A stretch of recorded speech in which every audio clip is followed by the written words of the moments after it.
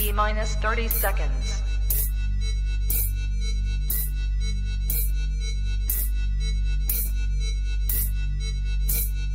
T minus 20 seconds.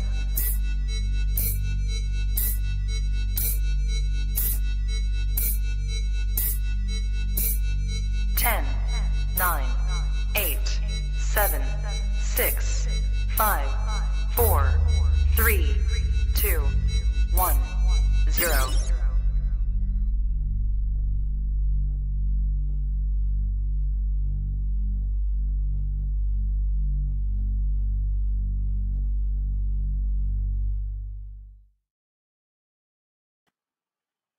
Okay, guys. Only got William's name up, but we got 3 guests that I'm pretty excited about. Before we get this rolling, though, let's talk US ARC. Same speeches every week, guys. Keep an eye on things. Every week, I find a new post on US ARC. I see people sharing it around. Pay attention. I keep on saying we're going to do some good things for US ARC this year. I haven't done shit yet, but honestly, I'm good-hearted, and I will finish strong. So let's get this rolling tonight. So we got William Filipek sitting in, and a couple more guests coming in a minute. William, you're going to get us rolling today, buddy. Go right ahead. Well, we lost a good one today. Nick Boutini from Cold-Blooded Earth. Yeah, that was tragic to hear what happened to him yesterday.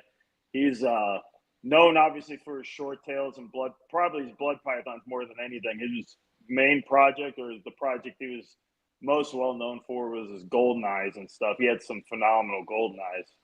And, he was definitely like the Canova of the blood pythons for sure.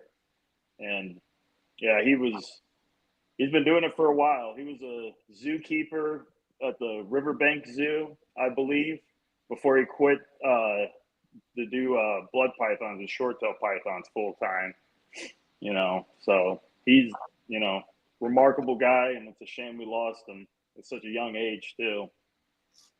No, I think I noticed the post earlier today. Of course, read it. I think within the first hour of me seeing, I must have saw what felt like 100 people sharing it.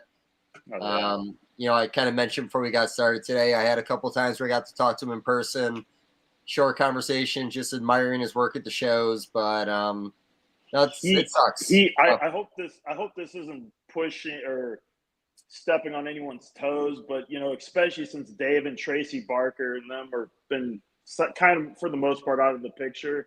Nick Boutini definitely really filled that niche, as far as just he was the blood guy. I think when most people thought about just that complex, because of his phenomenal pictures, his excellent customer service, and, just being overall just a good guy. So I think, for a lot, it affected a lot of people, especially obviously in the short tail community, because he was just such a nice guy with such amazing animals. So, very tragic for sure.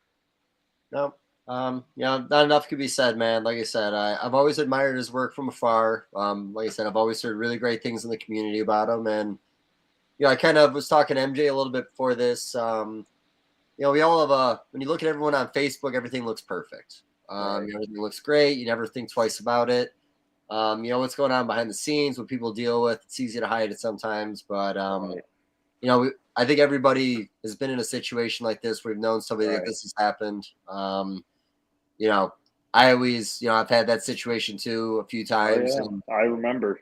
yeah, I missed out on a text, man. I had a real conversation with somebody, kind of hard on a guy, didn't send him a text afterwards. And, it was that would have been more for me, but, it was something that I really should have done. I should have known better. Right. I always think about those last texts, and Yeah. but no, like I said, honestly, really sucks when this happens in the hobby. I'm sure there's gonna be a lot of conversations going on behind the scenes and on Facebook, and like I said, it sucks. That's all you can say, man. It really sucks with somebody. Right. No doubt. But okay, we got Schultz here. Okay, nice, and we got Matt. Hey, Matt, just so we can see as much of your pretty face as possible, tilt that phone sideways. Let's get that full screen, man. I can hardly see your beard. Yeah, we got a full thing in here. All right, let's see if I can get this going. How's that? Hold on, I got it. Let me work on it. No, it's worse. It's worse. Okay. Yeah, no. I got Do it. the best you can. So So Mike just jumped in. So, we're just paying our regards to Nick. Like I said, tough loss for the hobby. Can't say enough. We've all been there. We all know a situation. But all right. Well, first off, guys, I love this group. Matt, had a blast hanging out with you when you came out to Missouri. Yeah. Lived in a car with you for about 3 days and had a lot of really great conversations, and it just wasn't enough for me. So when I knew we were getting together today, we had Mike here and William. Figured it'd be great for us all to have a conversation. I don't know if William's allowed to talk about it. He just picked up a new Burmese python. Like we talked about that. Oh yeah. You want to spill the beans? Tell them what you got, man. It was great looking. It was. I'm not gonna lie. There's been a few species of pythons that I've gotten that I didn't realize how much I would like until I got my hands on them. And there's been Angolan pythons were like that, olive pythons were like that, and I have to say burms, kind of the mainland burms, because I work with Proxi too, the dwarf burms. But something about the mainland burms really got to me, as far as enjoying working with them and messing with them and stuff. So I was looking around and I go, I'm not usually very morph driven. I'd rather work with the wild types over morphs typically. But I will say the pied burm really caught my eye. So I picked up a albino pied male, and then I picked up like a double head female or something. And then I got some other burms. I have a few other ones, just a wild type and an albino, just because I've always enjoyed the burms. And I could see myself falling down that rabbit hole with the burms too. If it wasn't for space, anyways, obviously they take up a lot more space than a lot of the other pythons do. So. Yeah, burms will do that to you. That's kind of how I fell in the burm world. Picked up, the classic wild type. They're just beautiful. Got one of those, and I was like, this is pretty cool. And then I picked up another, which turned into another, which turned into state pythons, and all I bred was Burmese pythons. Right. Well, I can see why, because I work with a bunch of retics and a lot of different retic complex, and when you compare the retics to the burms, it's like the retics I never quite trust. Yeah. Like they can be cool most of the time, but then there's this, if they get any sense of like rodent or something that could be possible, or they'll just out of curiosity will start sniffing around and kind of press their face up against, similar to olives and stuff like that. But burms, I've never had an issue. If they're going to be grumpy, they're usually grumpy from the get-go. Yeah. And usually they're fine after that.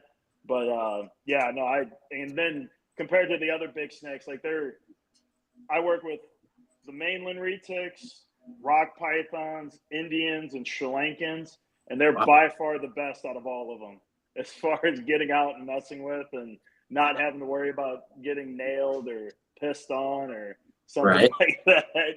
So yeah, no, I got addicted to the burms. I'm not gonna lie.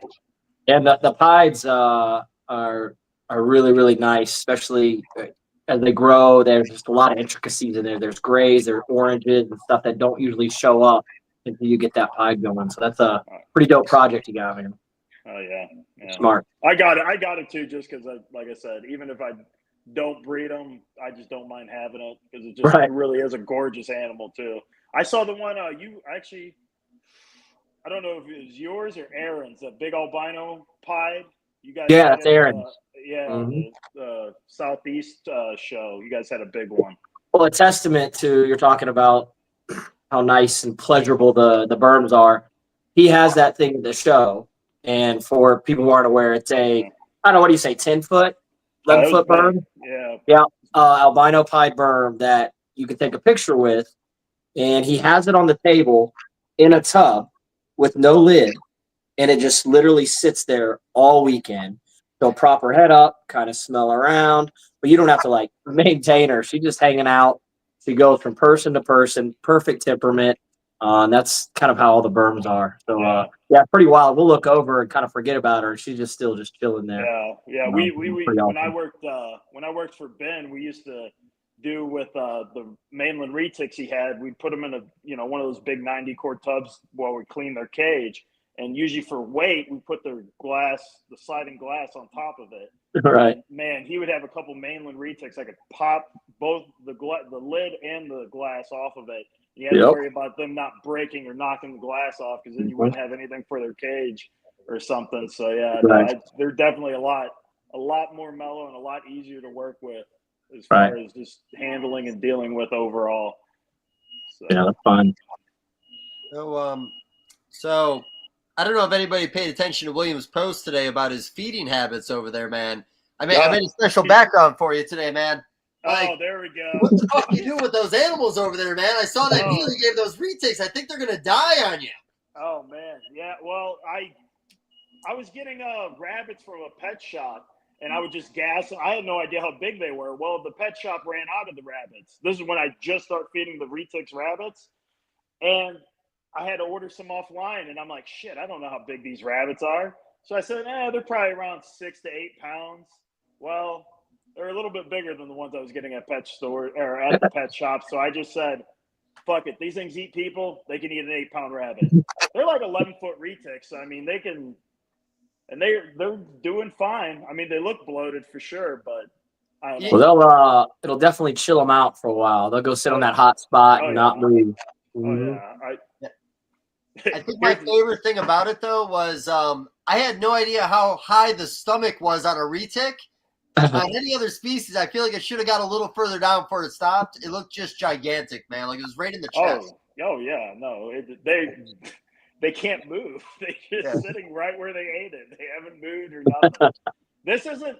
I fed them something comparable. I don't know if it was the same exact size, but something just as big. And you know the crazy part is, Dave, I keep ambient, so these things stay 80, 82. I feed meals that big, and they still digest it.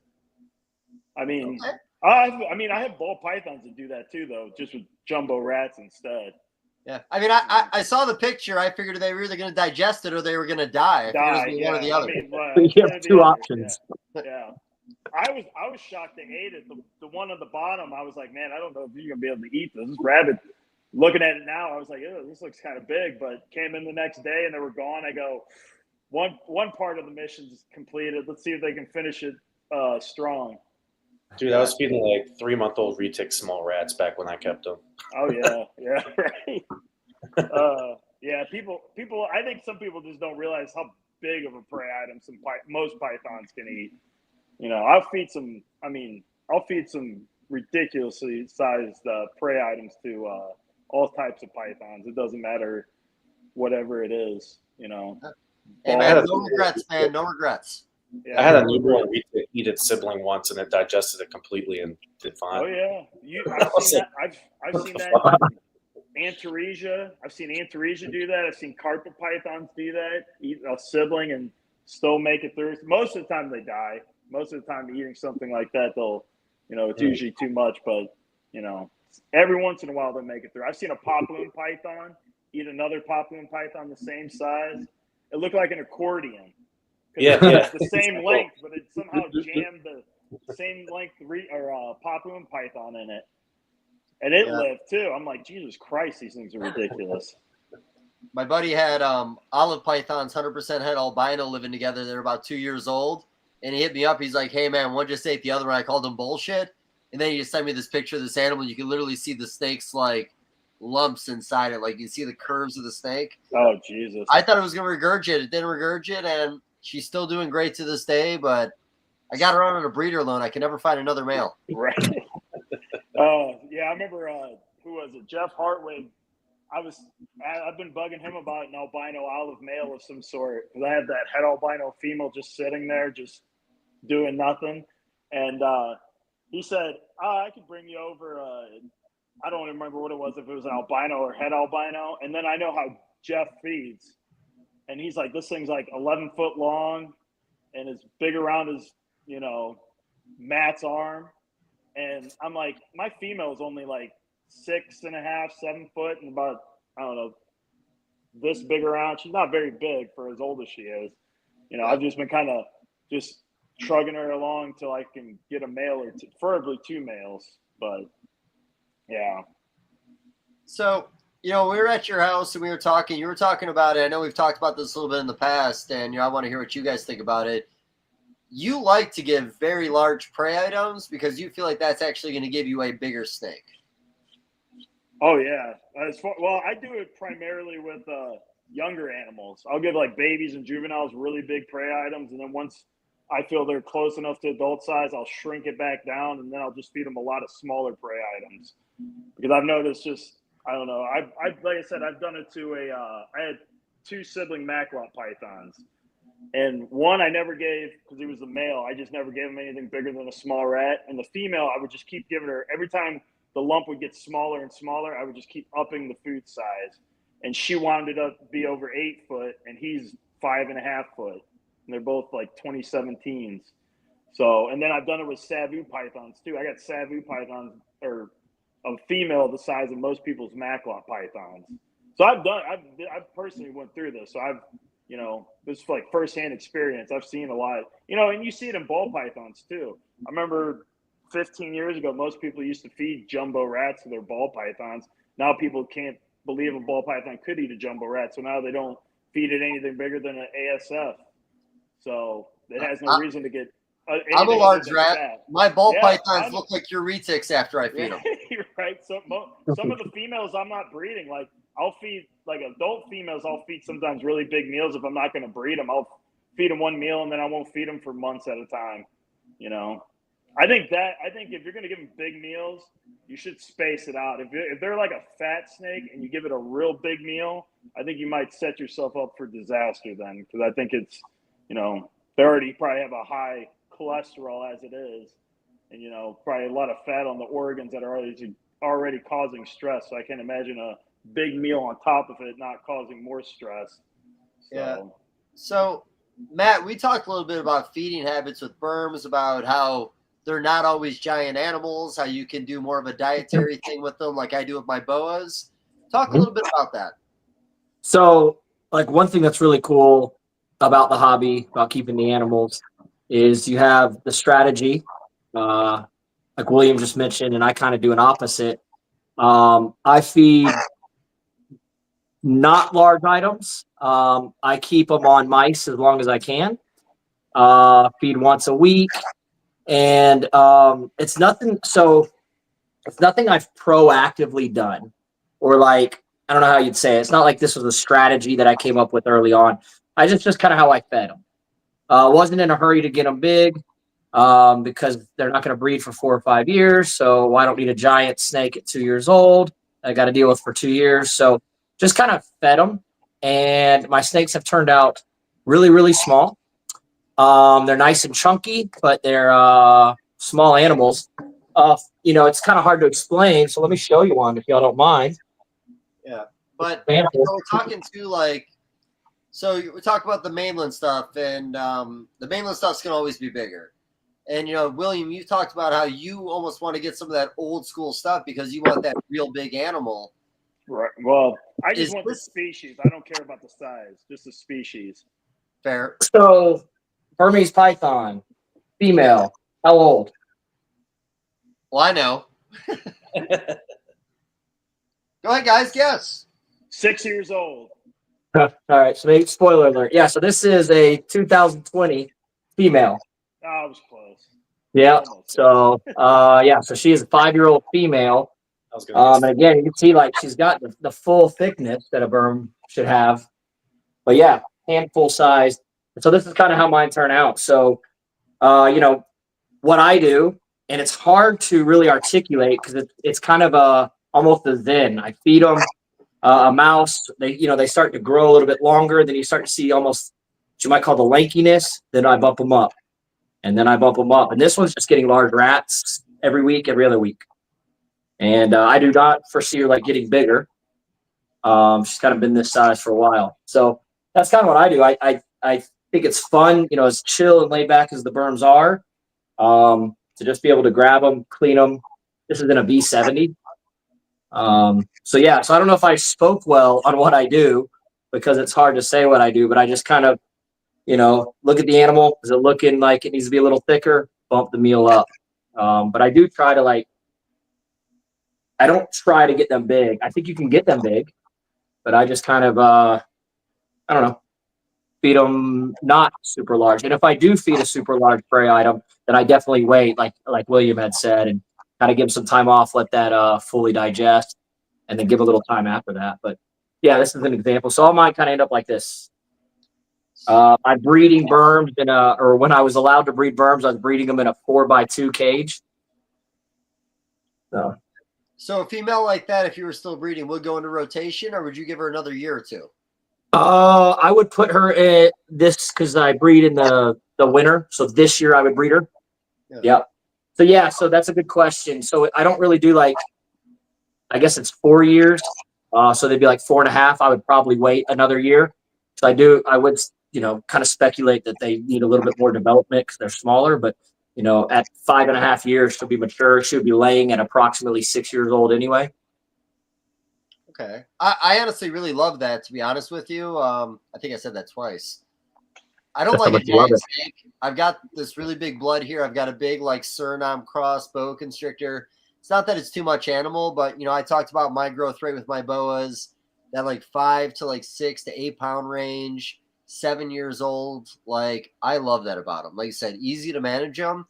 If I could keep all my burms that size, if I had burms, I would love to work with burms. Yeah. And yeah, and again, it wasn't like something I'm like, I'm going to keep my burms small. I was just feeding. And then I start looking, everybody's are bigger. I would have clutch mates. So there was a time where a guy's like, hey, will you take the snake back? Like, yeah, man, absolutely. And I had helped come back, and his was like 3 times the size of mine. But they had that appropriate look, right? So it's not like snakes were skinny. They all look proportional, like this one, just kind of shrunk down. So I don't know. Well, It's I think this speaks on the paper. Oh my goodness, what is his name? Rick Shine did with water pythons, where they called it the golden spoon theory, where they were doing it with water pythons, but it can happen with a lot of different python species, but where their environment is so good and prey sources are so abundant that the animal can get to I'm talking like a female can get to a reproductive size at 18 months old. So basically what ball python people will do with their snake, they can do it in the wild, but that's only if the food source is good or plentiful, and they'll grow rapidly. And this is across like water pythons, scrub pythons, reticulated pythons, and I think green tree pythons was another one. And I know a dude they who were bred just worms at like 18 months. He get yeah. like 11. Well, I think, and he's talking about wild caught, not wild caught, but wild animals would be reproductive at 18 months old, females. And but the thing is, these animals would grow real rapidly and get real big. But as soon as the environment changed and food got a lot more scarce, those animals would be the first in the environment to die off. And the animals that had a lot more restricted food source that could, handle those long durations and some different prey items, because once you get so big, you have to eat a decent sized prey big. items. Like those retics eating people. Like if they kept eating that size of prey item, if something happened where all the people left that particular area, or the deer or whatever on those islands disappeared, those retics would die off, and then the smaller ones that are still reproductive, like with his burm, are able to truck along because they don't need those large food items. But those smaller animals take longer to get up to a reproductive size. Right. So we're doing the same thing, but it's just we're Right. doing it in captivity compared to the the wild. That's pretty cool. I try to do a happy medium. Like I'll give a younger animal big prey items, but I'm not doing it every week. I feed cycle young animals the same as I would do adult animals. So I won't feed, at least hold back animals, I won't feed almost all summer long, and I'll let them fast for a while, and then I'll feed them big prey items again. So it makes up for that duration of time where, and actually, Dave, you might remember this. Do you remember that Brian Barczyk? This was years ago. He did Corn snake video? Yeah, the corn snake video. Did you see that the bigger prey item one, those were the biggest babies. Those are the babies that grew the fastest. Granted, though, I think he was feeding them weekly, if I'm not mistaken. I don't think it was like bi-weekly or anything. You might remember it. Do you remember? I think it was a bigger item weekly, but I want to say he did like 4 or 5 different feeding habits. Like I think like every other day was some spaced out. Like there was, well, he had like groups of them. I don't know if it was an anecdotal group. It was like 5 or 7 or something. But he would have like ones he fed really big prey items to, other ones he fed vitamins, animals with vitamins on it, and then I think the other one was just really small meals more often or something to see what he would get out of a growth rate rise. No, I wanted to grab this one as well, just because of its background. This is a 21 female. This is it's like you see the albino green, you don't really know where it's come from. This is from a specific locality. Pure, let's say. A place south of Georgia. Wild caught mom laid some eggs. So the mom was like 16, 17 feet long. So again, kind of talking about like what you were saying, like what they're fed. This one had a huge mom, the biggest snake I've ever seen in my life. And this is a 4.5-year-old female that's kind of holding steady. How many wild burms have you caught, Matt? Curiosity. 5, but 3 were babies. 3 were babies. Okay. Because so I think that amplifies the theory that these animals grow based off of their food sources. Because for sure, they said, well, because Everglade animals don't recognize Burmese pythons or as a predator. They don't understand. Like a raccoon doesn't just assume that this thing could eat me, or a possum or a deer even doesn't recognize a snake to eat them. So sometimes they're more inclined or a little less wary of a big python like that.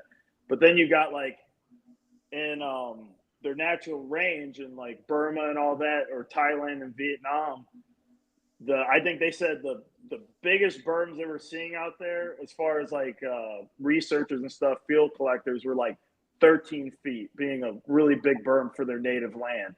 But that's because all the animals there, they've evolved alongside berms, so they recognize a python. And then in Florida, they're not that. And I wonder if roadkill. I've always was wondering about roadkill. How many of these pythons are taking deer or stuff from the side of the road? Well, their pythons will eat roadkill. You say that I've been down there a couple times. We ended up randomly running into the same guy 2 different trips, and he said like one of the tips for looking for berms is he says look for the dead birds on the road. Okay. And so he correlated that roadkill as to that. If you don't see birds on the road, dead birds on the road, you're not going to see berms. When you see a lot of dead birds on the road, you'll see the berms. So kind of to your point, they probably are going down the road and just scooping up that easy prey. Because something I've noticed, when I went to South Africa and Indonesia and stuff, unless I have a hard time believing they took good upkeep on the roads, but you didn't really see a whole lot of roadkill, or at least I didn't. You once in a great while. It's not like in the U.S. where you might see a dead, depending on the time of year, you might see a dead deer every half a mile or quarter of a mile. You'll see a dead deer smacked on the side of the road of a major highway. But like those countries, I didn't see anything. I think one dead dog after like a week of on the side of the road. So I thought that was pretty interesting. So I don't know.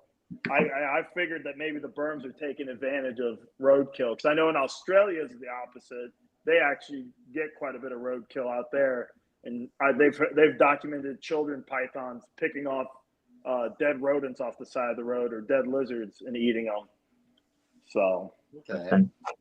So I want to keep talking. I honestly want to keep talking berms, but talking about roadkill. My buddy Eric, I think you guys all know Eric, Herping buddy. Yep. When he was in Australia, he was hanging out with Dave Kaufman a little bit, and I think it was they found a roadkill Argus monitor and a Centurion blue tongue eating it. So I thought that was pretty baller. And later on in that trip, they found a Argus monitor eating a bearded dragon, not a roadkill one, a live one, but I always kind of wonder about that. Like, I do understand there's a lot of things that go out on the roads at night to pick up that death. But there you go. Hey. Yeah. But no, that kind of lost train of thought. I don't know why. You know why. But what about you, Mike? Have you ever found anything down in the Everglades when it came to a bird? Everglades nice segue. Yard down. Smooth. Yeah. Yeah, I caught that one. I was driving around. This was like right near Flamingo, because you can catch them like, I guess that kind of like loop road or whatever between Naples and whatever, and then then you go down that one main road into the Everglades towards Flamingo, and people catch them there. So I was just kind of cruising back and forth. I caught this one. It was like I don't know, like an 8 or 9 footer, probably 9 footer. But there was a python hunter like right behind me, so I had to give it to him because I don't have any permits or anything, so I couldn't do anything with it. Right. But I was like, well, here you go, buddy. Okay. Let's go get your $100 or whatever. Good for you. That was very responsible of you. I mean, if nobody was there, who's saying where that berm would have gone? But Right. Hey, You've done the right thing. hey, really quick. Hey, William, exit out and come back in. Your volume's a little low. We're ready when you are. MJ's going to bring you right back in. Get All your right. shit together. I'm sorry. Yeah. yeah, no, seriously, like I caught this one on the road. Oh, shit. We lost And the other then- guy, too. I didn't Oh, even no. know them. But immediately there was like an F-150 Raptor with like 15 LED light bars like right behind me. So I was like, well, Oh, yeah. Well, No, I always want to see it too. Yeah, I went cruising down there one time. It was a good time of the year. I think I was on the right road. I just wanted to see one. Not only did I not see one, I didn't see anything reptile that entire cruise. So wherever I was put, it was the wrong road. Yeah, 'cause you should be seeing Nerodia at least like crazy. Like you can drive down the road, especially if it's a busy road, and in a few mile stretch, you'll see 15 dead Nerodia. It's not unusual. But I will say, like, I had some connections in Florida, and she would like to herp. And so I've spent well over 100 hours down there herping in the prime spots. And like I said, I found 5. And I haven't found one since 2021. And like I said, I've spent a lot of time down there. The berms are just it's infrequent that you find them. But where you're at, you should have been seeing Nerodia. You should have been seeing other stuff. There's a ton of Nerodia. It wasn't that hot, but I guess it was hot enough. It was just a little bad luck, I guess you can say. It happens when you herp. But that's right.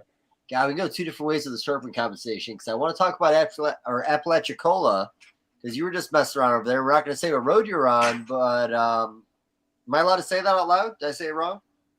I was in North Florida, South Georgia area. Gotcha. Tight. Yeah. I think I dabbled in the border. Yeah. But yeah, Florida, the almost timeline change area. Okay, I hear you.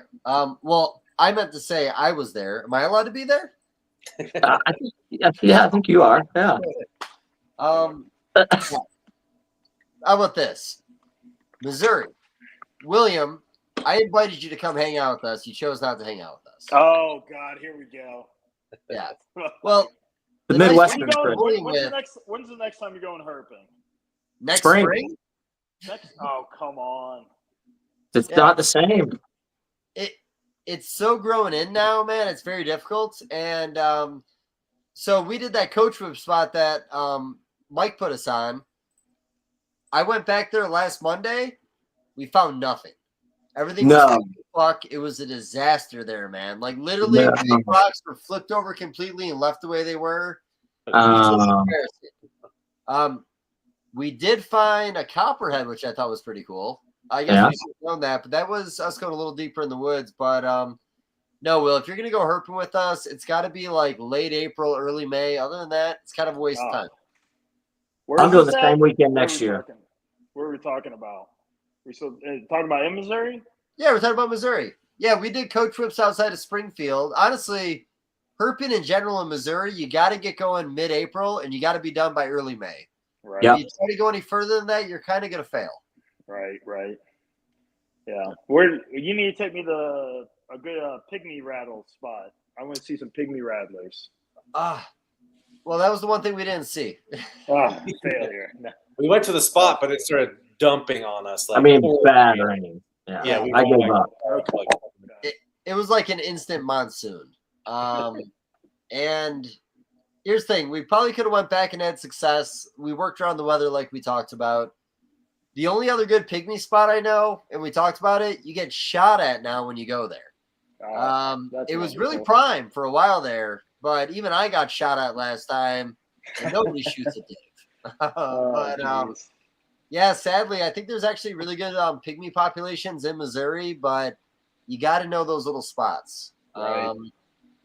Man, I feel like when you find, in my experience with pygmies, if you find an area that has them, they're there. It's not like I hope I see one. It's like, when will I see one?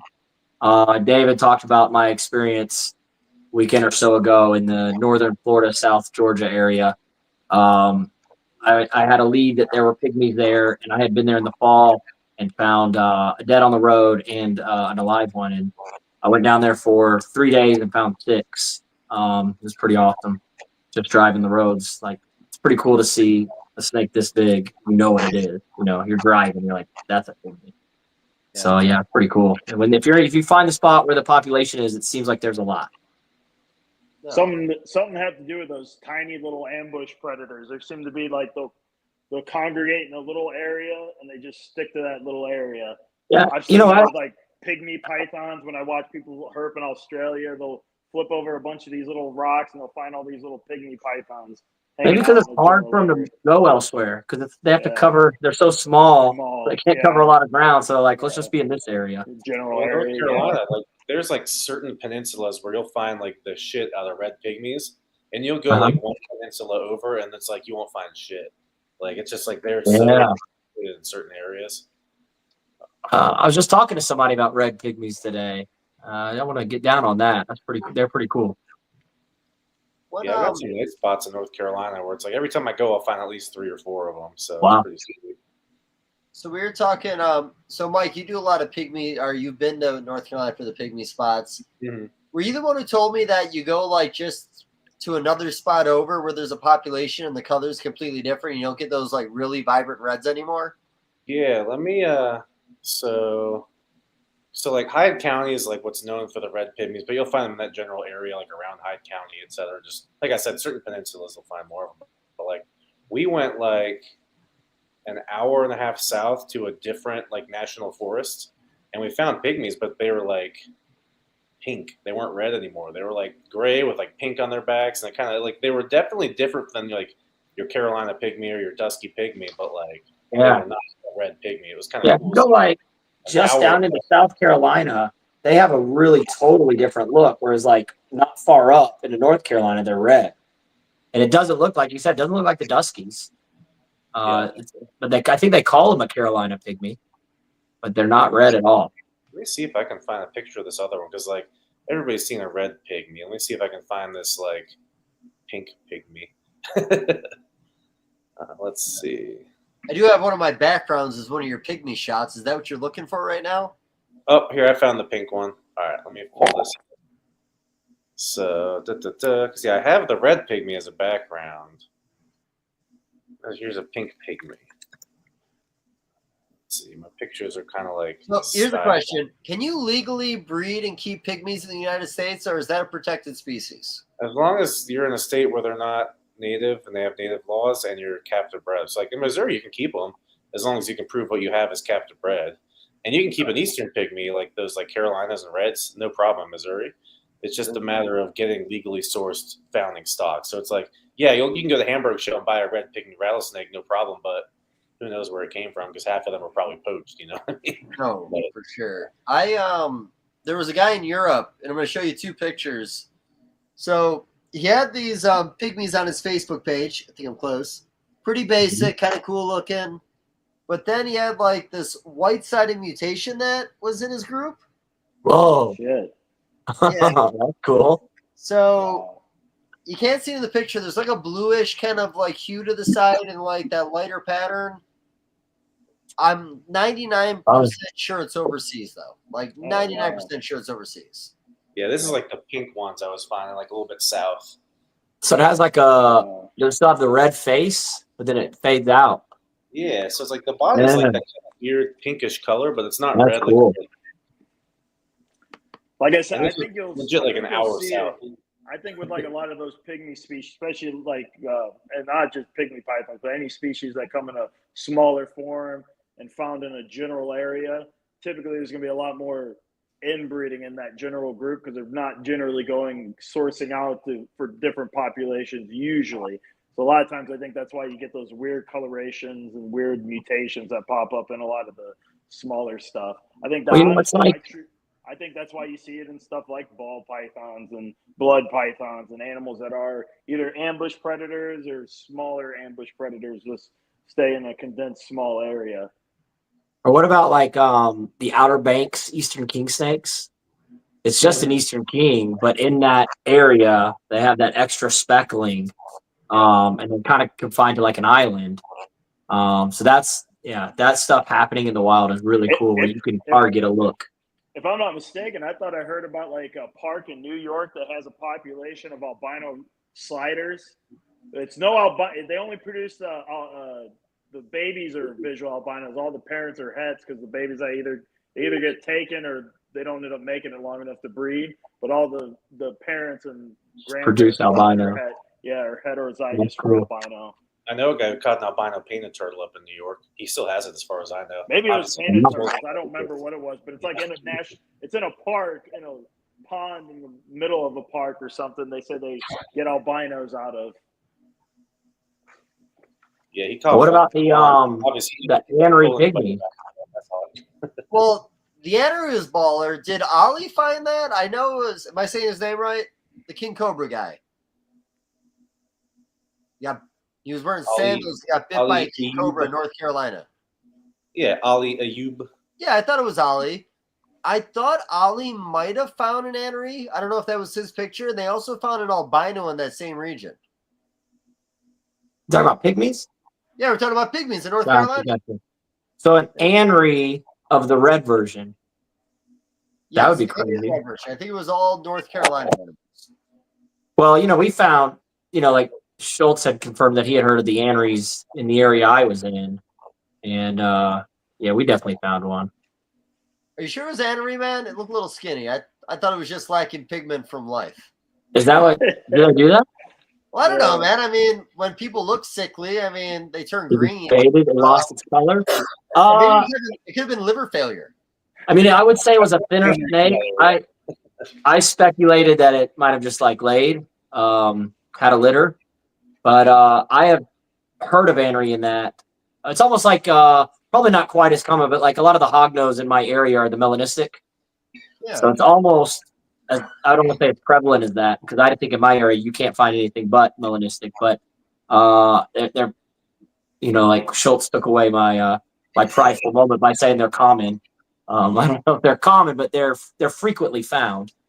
It was the one that we found not, and it was just a grandpa on his deathbed. I don't know, but there was not much red there, and a lot of black. That's fair. So there's a better picture of the pink one. You can actually see the colors on it. Man, there's but the blacks are dark. That's cool. Yeah, I like cool. that. I saw some Polaroids of an albino Massasauga at a Kansas show one time. I thought that was kind of cool. Massasauga? Really? Yeah, like guy literally had I think it was a picture of a Polaroid on a flip phone, if I remember right. I'm pretty sure that's the exact order. Three pictures separated. You guys for that sort of shit. Yeah. I told him to send it to me. It didn't work out. But no, I thought that was pretty cool. I thought I saw an albino Massasauga pop up on Facebook this week. You sure it wasn't a timber? I thought I saw No, an albino that's timber. not uncommon. I thought it was a unique thing. Sure? I've seen a lot of albino timbers. Okay. Yeah. Not uncommon. That's what I said about the Anery Pygmy, and he got all butthurt. That's another way. Not uncommon versus very common. I keep seeing. I don't know why, but Casey, is it Casey Laz that keeps posting that pied? Was it an eastern or a western diamondback? Oh, really? You know, I this think is I've seen that. in the 90s. Back in the 90s. Yeah. This is a long time ago. Yeah, I think it's a western. I can't remember which one it was, but yeah, he had that for a while. I keep seeing that pop up. I go, wow, that's pretty intense looking. No, what was that other one? Did you guys see that western diamondback that popped up online last week on Facebook? It looked like really trippy looking. I'm gonna look it up right now, but there was a really wild looking diamondback that popped up online last week. The one I sent you? Oh yeah, it was Yeah, like everybody sent it to me. I got like 9 weird- people sending me that Yeah, image. the oscillate. It looked like oscillate or something. oscillated. Yeah. Yeah, I think it was That cool. thing- you know what my favorite thing about that one was? It wasn't chopped in half first. Like Right. every time you see something cool like that, it's always like half a steak. Yeah, right. But hey, I got the image. Like, yeah, we're doing this old school. Look at this. She's pressing a Yeah, song. Damn. Yeah. Looks like a fucking This is- Russell Piper. Yeah. I was Oh, gonna I say, didn't see that. This is That's this is- cool. what is this? A Western? Western Diamondback. No way. Not a hybrid? That almost looks like a No, hybrid. it was wild caught, man. Just hanging out. Oh, there could be some energy. Alive. Yeah, hybrid, yeah. Yeah. It's like a Western Mojave or something. When I saw I think this image at that's first, the I was one I like, saw. oh, it's dead. Oh, But no, no, it's no. alive. Oh, is it? Oh, cool. Good. Yeah, no, that picture threw me off a little bit. I was worried. Yeah. I thought I was dead. They sent me a leucistic one time, and they showed me a picture of it alive, and then they showed me a picture of it after it got like ran over by like a tractor or some shit like that. Well, I'm going.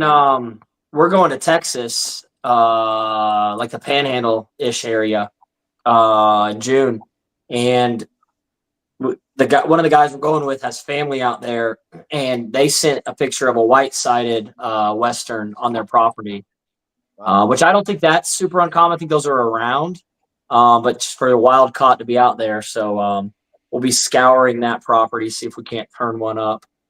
But he unfortunately had killed it, but at least got us a picture of it before he disposed of it.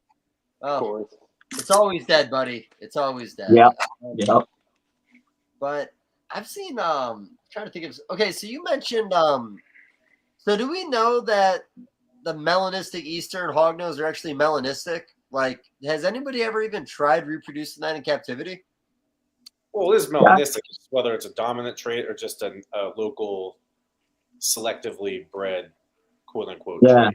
Or do people just call the black ones melanistic? But like so I'm Atlanta, so like down here in this area of Atlanta, they're always the black ones. Like you're not gonna find the brown with the pattern and not the reds.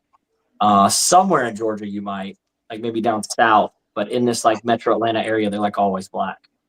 And so yeah, is it melanistic or is that just what people call them? I don't know.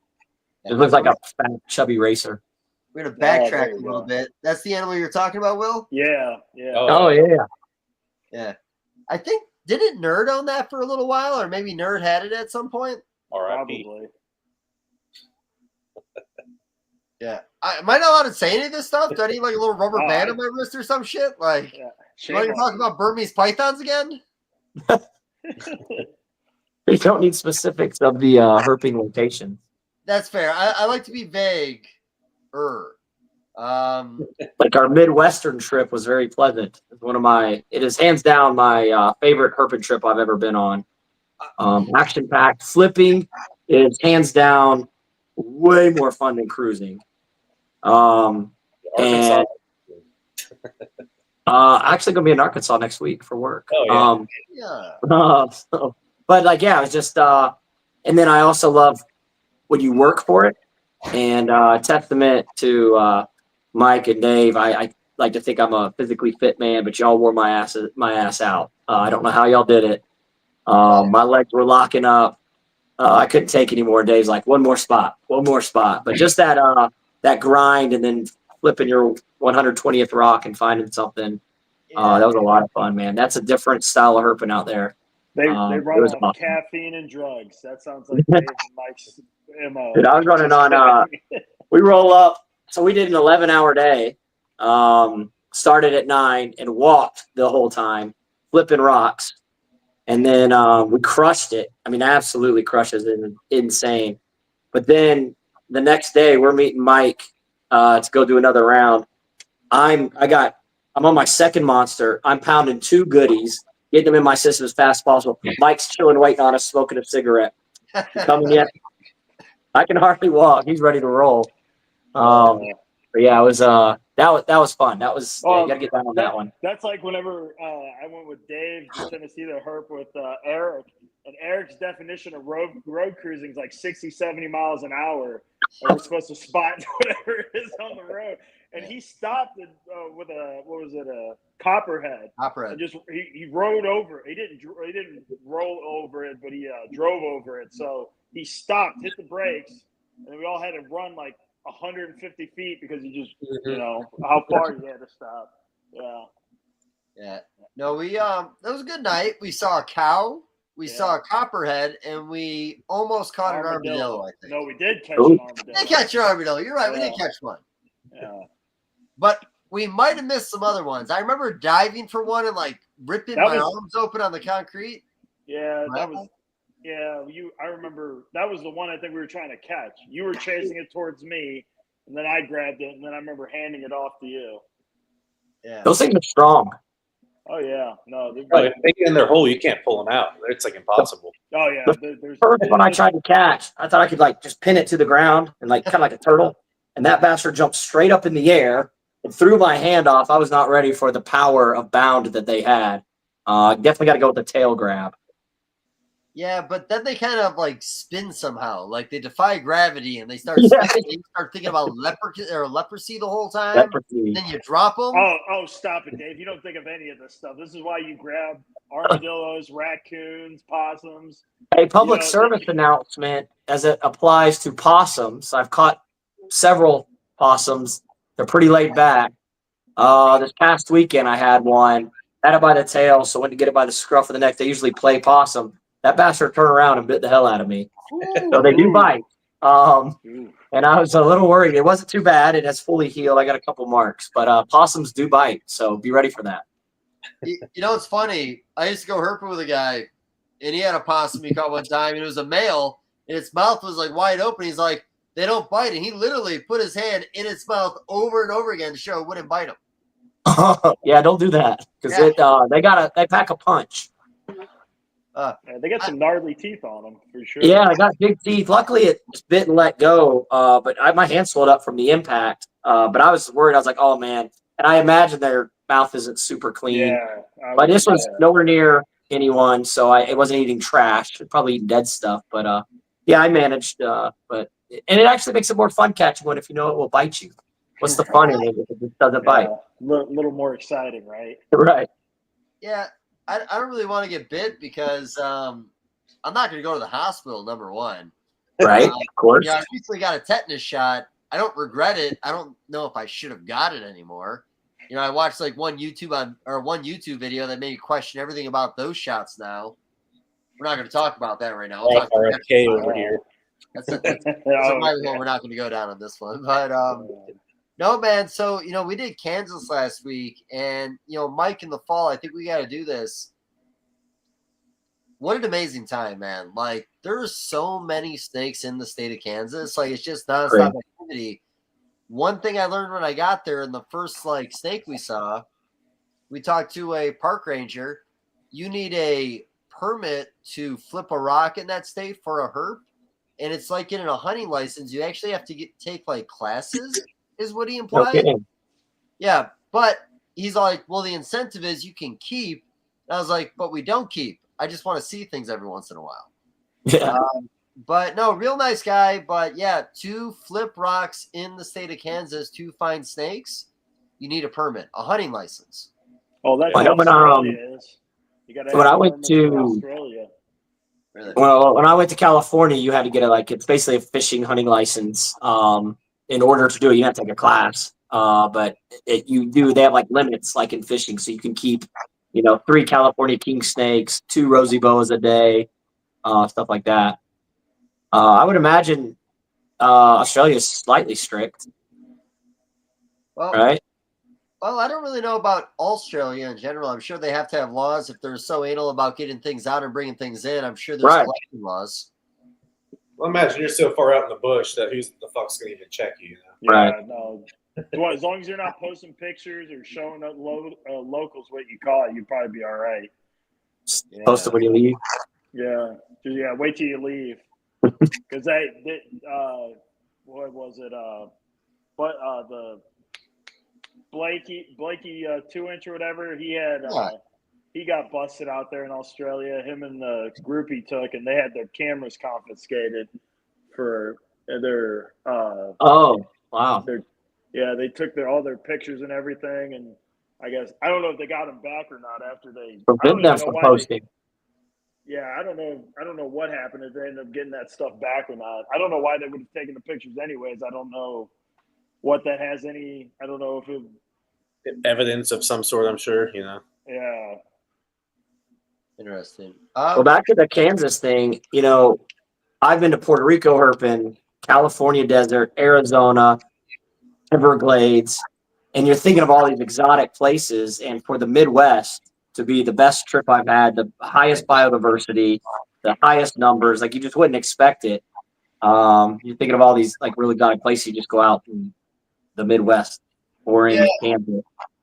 Northern, southern, eastern, western species all kind of merging together. It's kind of a very fortunate place. You wouldn't really think it, but Right. I've gone to so many different places, and what you can see here is unlike anywhere else. Yeah, I can testify to that. It's just insane for a lot of you. Like, a lot of people don't even realize, like, tornadoes, for example, like that's almost exclusively a Midwest United States phenomenon. Like, they happen here and there across the world, but like, you're right. They don't have tornado season anywhere else. It's like we'll have 180 tornadoes in a certain state one year, and then like the country or like continent of Africa will have like 100. Like the entire continent. Right. It's crazy. Like just such a unique area that people don't really realize. Like you're like, oh, the United States. You go to the Midwest, you're gonna find Dollar Generals and fucking Casey's gas stations. But it's a very unique geographical region of the Earth, to be honest. Yeah. It's interesting. We've had a lot this season, though. Like, my town has not had a lot, but we've had a lot of close calls. Where Mike lives, we had like two within. We had two within like miles of our house, like where the point where like we got the exterior gusts, like blowing trees down and shit. You did like the day I left or the day after I left. I think something hit you. Yeah. St. Louis got hit pretty good. Oh yeah, they got fucked up last week. I didn't realize St. Louis even got hit that hard. I knew that. I was like, I was planning on going to the zoo, and then we heard the zoo was closed down because the tornado that went through St. Louis. I go, shit, I didn't even know St. Louis had a tornado go through it. Well, the person in charge, so apparently there's like a weather station in St. Louis where somebody has to physically press a button to turn on the tornado sirens. Yeah, that sounds about right. They just weren't at work. They were like doing something else. And it's like, dude, like, and they were like 10 minutes away. So it's like, your only job, the tornado's coming. It's not like it came out of nowhere. It's like, okay, we're going to have tornadoes today probably. You should probably sit by the button. They don't have an app for that yet? Well, yeah, right. It's a physical button app. No, like, bitch, you had one job. Yeah, but, next time you come to the Midwest, man, honestly, and hell, man, you should come back in the fall if you got it in you. I'm going to go back, the road cruising that me and Eric did last week. Day one was amazing. I sent you those pictures. Probably the coolest experience we had is we came up on a bull snake eating killdeer eggs. Yeah, and awesome. Here's how dumb we are, though, man. We panicked. We thought it ate something and then had a rock in its mouth. So, like, we're zooming in. We're trying to figure out whether or not we need to, like, jump into action and help this animal. Like, kind of idiotic. But, no, very, very unique. Really cool to see in the wild. I sent the pictures to Trumbauer right afterwards because I thought that was a unique experience. He loves the species. He loved the pictures. That felt nice. Like I said, I'm kind of a nerd for this, guys. Honestly, the fact that a guy like Trumbauer like answers my messages, and he probably answers a lot of messages, feels good. Like those are the guys I really like grew up like admiring. You know what I mean? Oh yeah, right. Dude, my favorite thing we probably found recently was remember last year at Oklahoma City we caught those fucking horny toads, like horn lizards.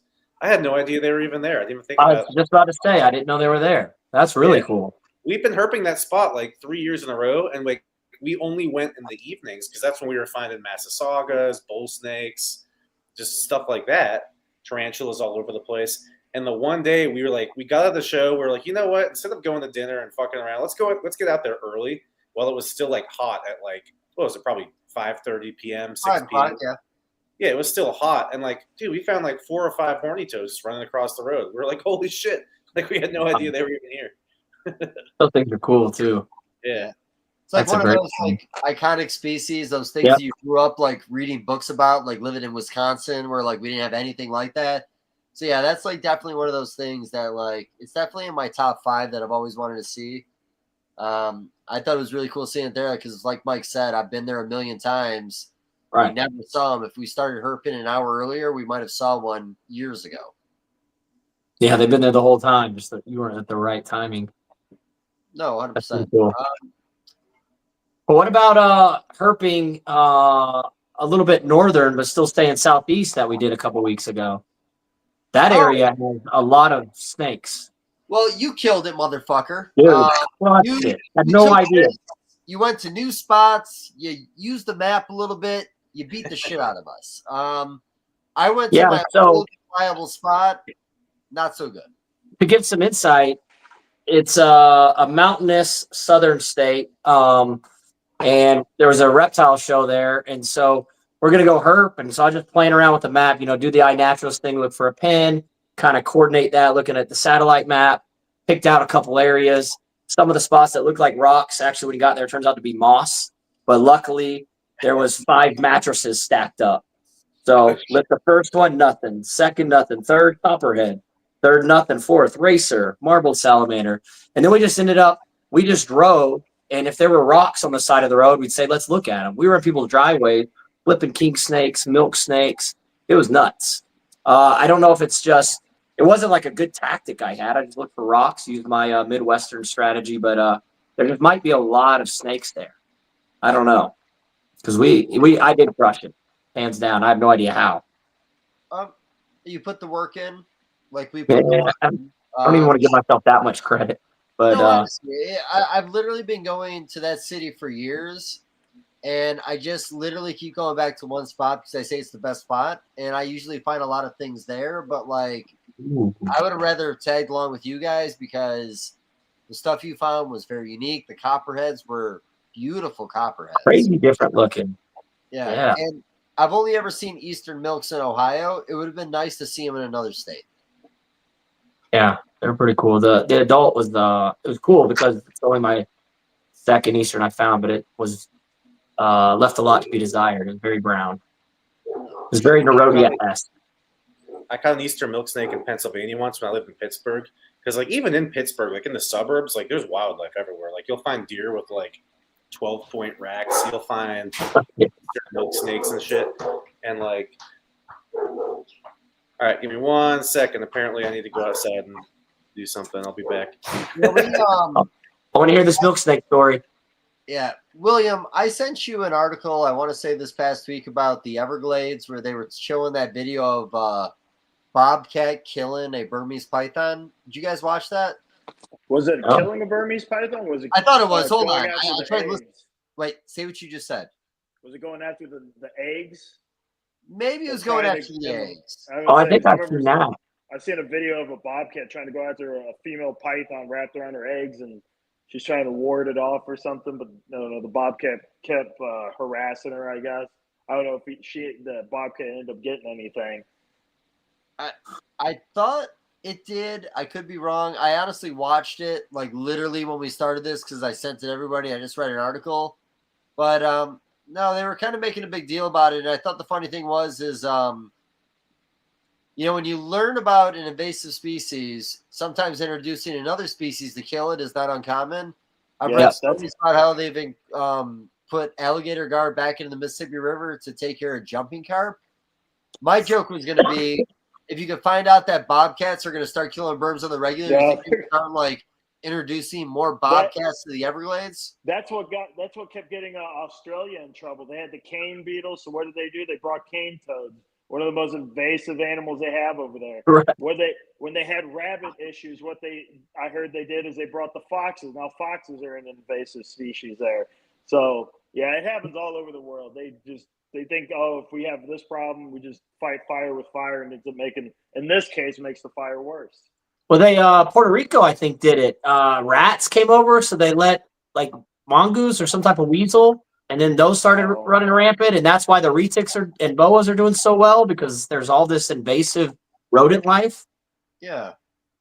Well, Interesting. me and Junior have talked about that with Lake Erie. they had zebra mussels show up that cleaned up the water. Then they had gobies get introduced. They started eating the mussels.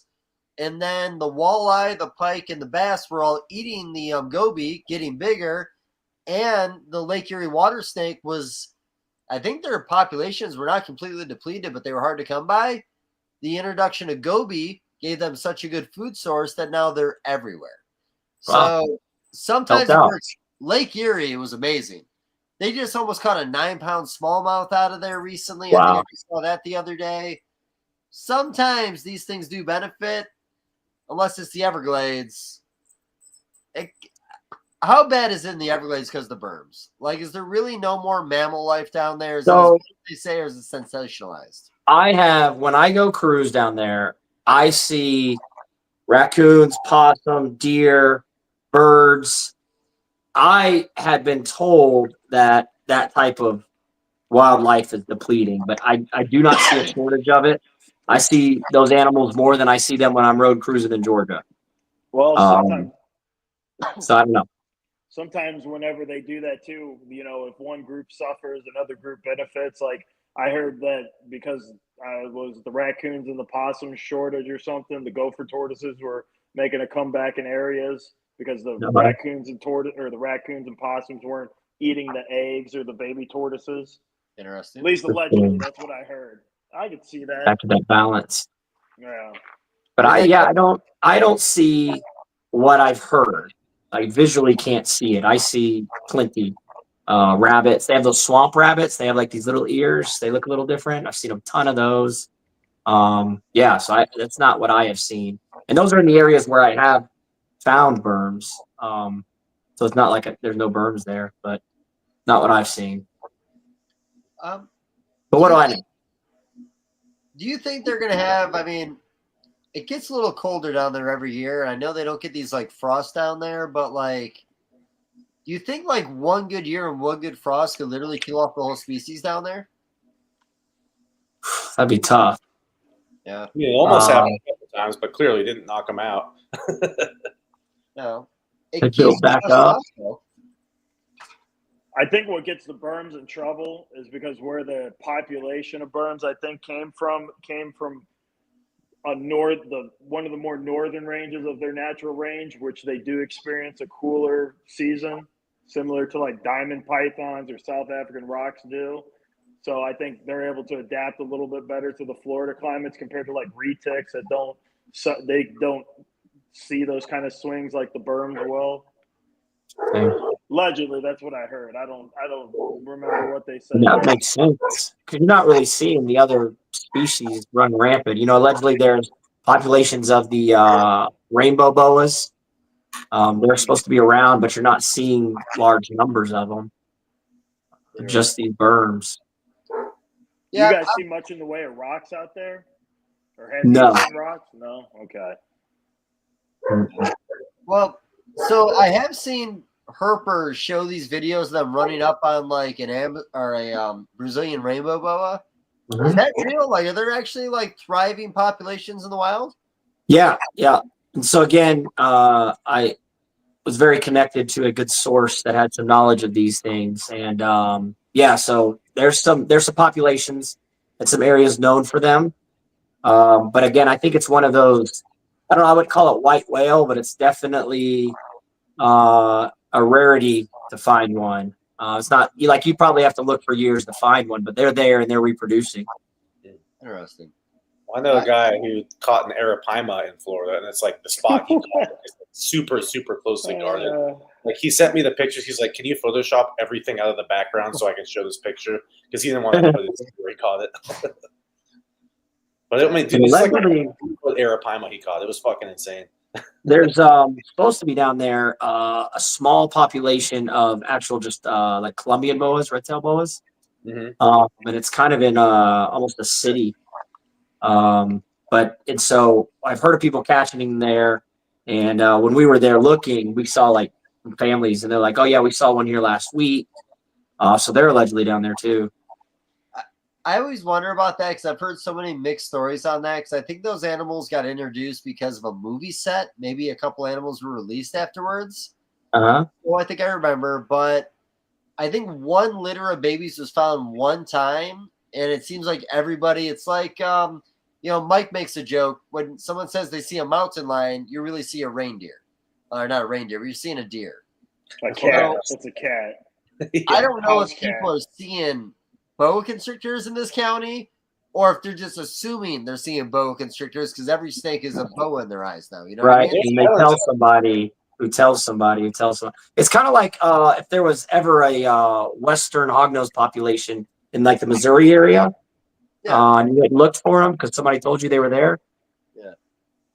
Yeah.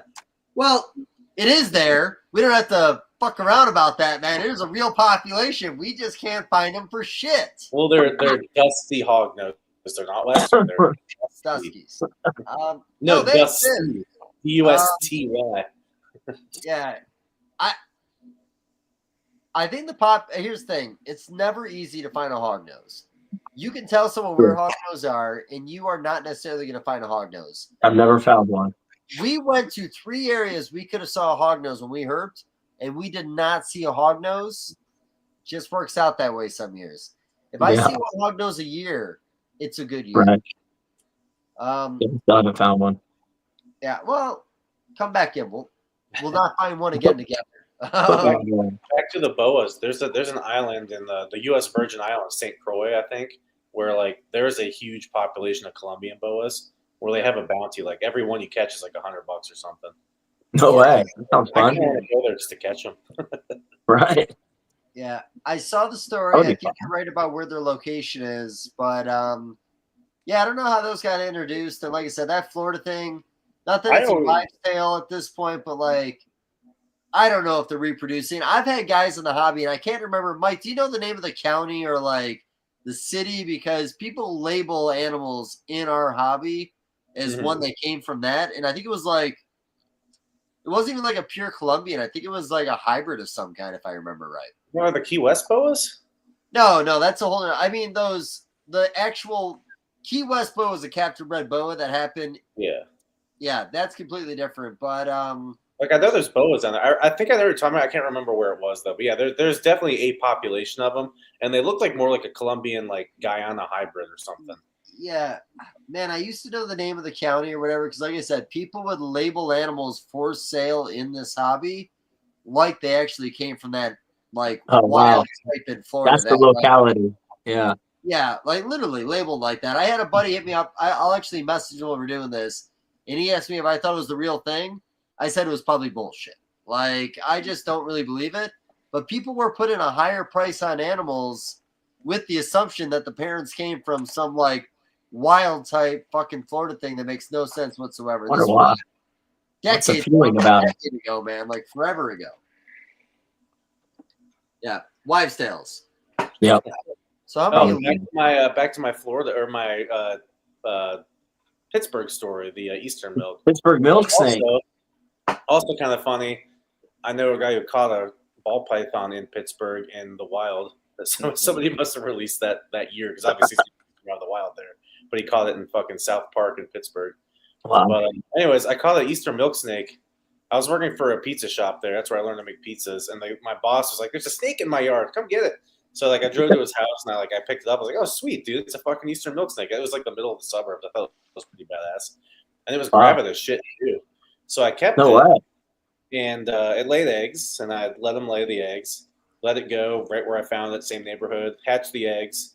The crazy part was I had put the eggs in my ball python incubator, like not really thinking about it. Like, okay, Eastern milk snakes probably don't incubate at 87 degrees or whatever. Dude, those eggs hatched in like, I can't remember it was either like 36 or 38 days they hatched. And they were all perfect. But I was like, what the fuck? Like I accidentally over incubated them so they hatched so fucking quickly. And like they all ate great. Like they ate I was feeding them little brown ground skinks and stuff. Like when they hatched, I just let them go. I let them all go in that same neighborhood just for the hell of it. But that's super cool. Have we made this awkward, guys? I feel like should we talk about like breeding captive bred animals for a little while? The poaching milk snakes and hatching the eggs. Well, Dave, you remember that video I sent you of those that couple that caught that giant albino boa constrictor, that overweight monster? I think I remember Yeah. that. It looked like a blood python. Like Are you talking about Rhett and Taylor down in Florida? I don't know their names. Yeah. I just came across Yeah. this video of this just giant albino boa constrictor. This thing was huge. Yeah, I think that was Rhett and Taylor. Yeah. Yeah. I mean, Yeah. you couldn't. Fattest boa I've ever seen. Clear. It was definitely. Well, it's either that or it caught some pretty big prey items. I don't know, but either way, I've been it eating a was lot of house gigantic cat. boa. Yeah, something. I mean, this thing was huge. It's thick. Yeah. I don't know. We're talking about Florida and boas, and that's the first thing that popped in my head. Doesn't the Keys have boa constrictors? The Florida Keys? I thought they were. I don't know about thought that. That's what I heard. I know they got Gambian pouch rats. I just didn't know if boa constrictors were down there. I wouldn't be surprised if they did.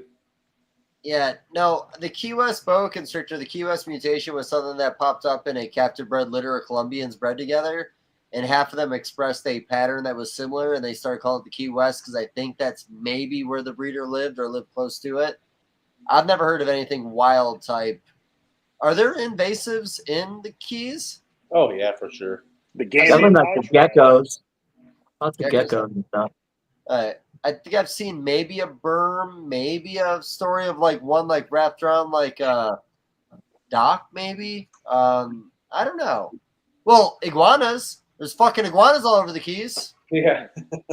They have an amazing locality corn snake down there. I don't know if you've ever seen that. Oh, the rosy rats. Yeah. It's incredible. Is that the rosy rat? That's right. Yeah, they're incredible. I think they live. There's Not like an invasive. ankle space or something down there that they live around. That's like the only spot you can find them. Yeah, I bet they've been collected. Yeah, unless you're on base, I don't think you can find them anymore. Yeah.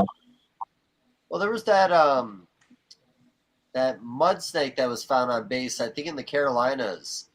I don't The even know. angry I Santhic? don't know. What do we call that mutation? Because it was like blue and yellow and black. Oh, those things were badass. Yeah, they were like an axanthic, but they had a different pattern too. I've seen a few of them like that. Yeah, I thought it had like a yellow They belly. common? What was that? I was asking Mike if they were common. No, I would say Well, not common. One picture ever. I've seen like two pictures of different people. You know, it's trying to think of mutations this year because usually there's a lot of mutations in some of the ID pages on Facebook. Yeah, I love I that. don't know if I've seen a ton. Oh, I saw albino prairie kings in Missouri. Yes, I think I saw that Oh, I too. saw that. That was cool. badass. Yeah. Yeah. And I thought they posted another one where it was like an aberrant pattern, maybe like a stripy type looking animal, maybe in the same post. I think we're good for like one like T positive ringneck every season Oh, yeah, those are for the cool. United Huh? States. I've known a Something couple people who had morph ringnecks. I wonder what happened to them. I've seen the albinos, like I think T negative albinos before. People talk about having them, but Yeah, I yeah, know a guy I in don't think Colorado had one. I know a guy in Pittsburgh who had another morph. So they probably died. I'm assuming in captivity, but who knows? I gotta Yeah, stop. they've been alive for a while though. So interesting. they just eat like worms. It's not like they're that hard, I guess. So Well, Have you guys ever found a mutation hiking? I'm trying to think if I've ever found anything I would consider a mutation. Henry. That albino. Yeah, Bull- that was a pygmy on its deathbed, buddy. Stop bringing that animal up. Hey, I caught an albino bull snake in Missouri. Maybe. What was it? Maybe. So I was at Walmart, and this is like a week after I'd been at a reptile show in Texas. And I get out of Walmart from shopping, and there's an albino bull snake crawling out of the trunk of my truck, like up on the camper shell.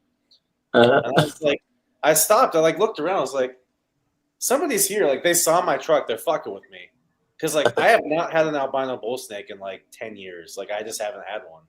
So I'm like, what the fuck? So like I caught it, and I was like, well, I can't really have this in Missouri. So I gave it to somebody in Virginia. I was like, it might be wild caught, but I don't think so. Like it must have gotten into my shit at the show. Like somebody's escaped, and then Right. somehow it got into my car like on the way home, and I found it a week later. That's the only explanation that makes any sense. Other than that, an albino bull snake crawled into my truck at Walmart. An albino bull snake found you. So that was kind of cool, but yeah, I don't think it was a wild Okay. albino, but No, well, I bring it up, but I was lucky enough to find that tadpole one time, literally in the backyard. It was a complete fluke, which I thought was really, really cool. But like, You know, I think I've seen albino box turtles in Missouri post. Like I said, I think if you pay enough attention to the ID pages on Facebook, people find mutations every single year. People are just out there finding snakes. We look so damn hard, and then people are just like, "Oh, this albino scarlet showed up in my front yard." Yeah. Some asshole walks out of a Walmart and finds an albino bull snake on his truck. Like, I just don't understand.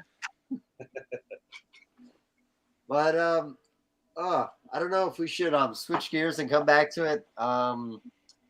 So the Burmese thing, just Burmese in general as a species. I'm going to be honest with you. Is it that they're docile, or is it that they're very simple-minded animals? Like, what is it about, like, tell me about, like, in your opinion, your time with them, their body language, like, are they dumb, or are they smart and docile? Who's taking it? Oh, William could say something if he's got something. Oh, sorry. I thought we were talking mad.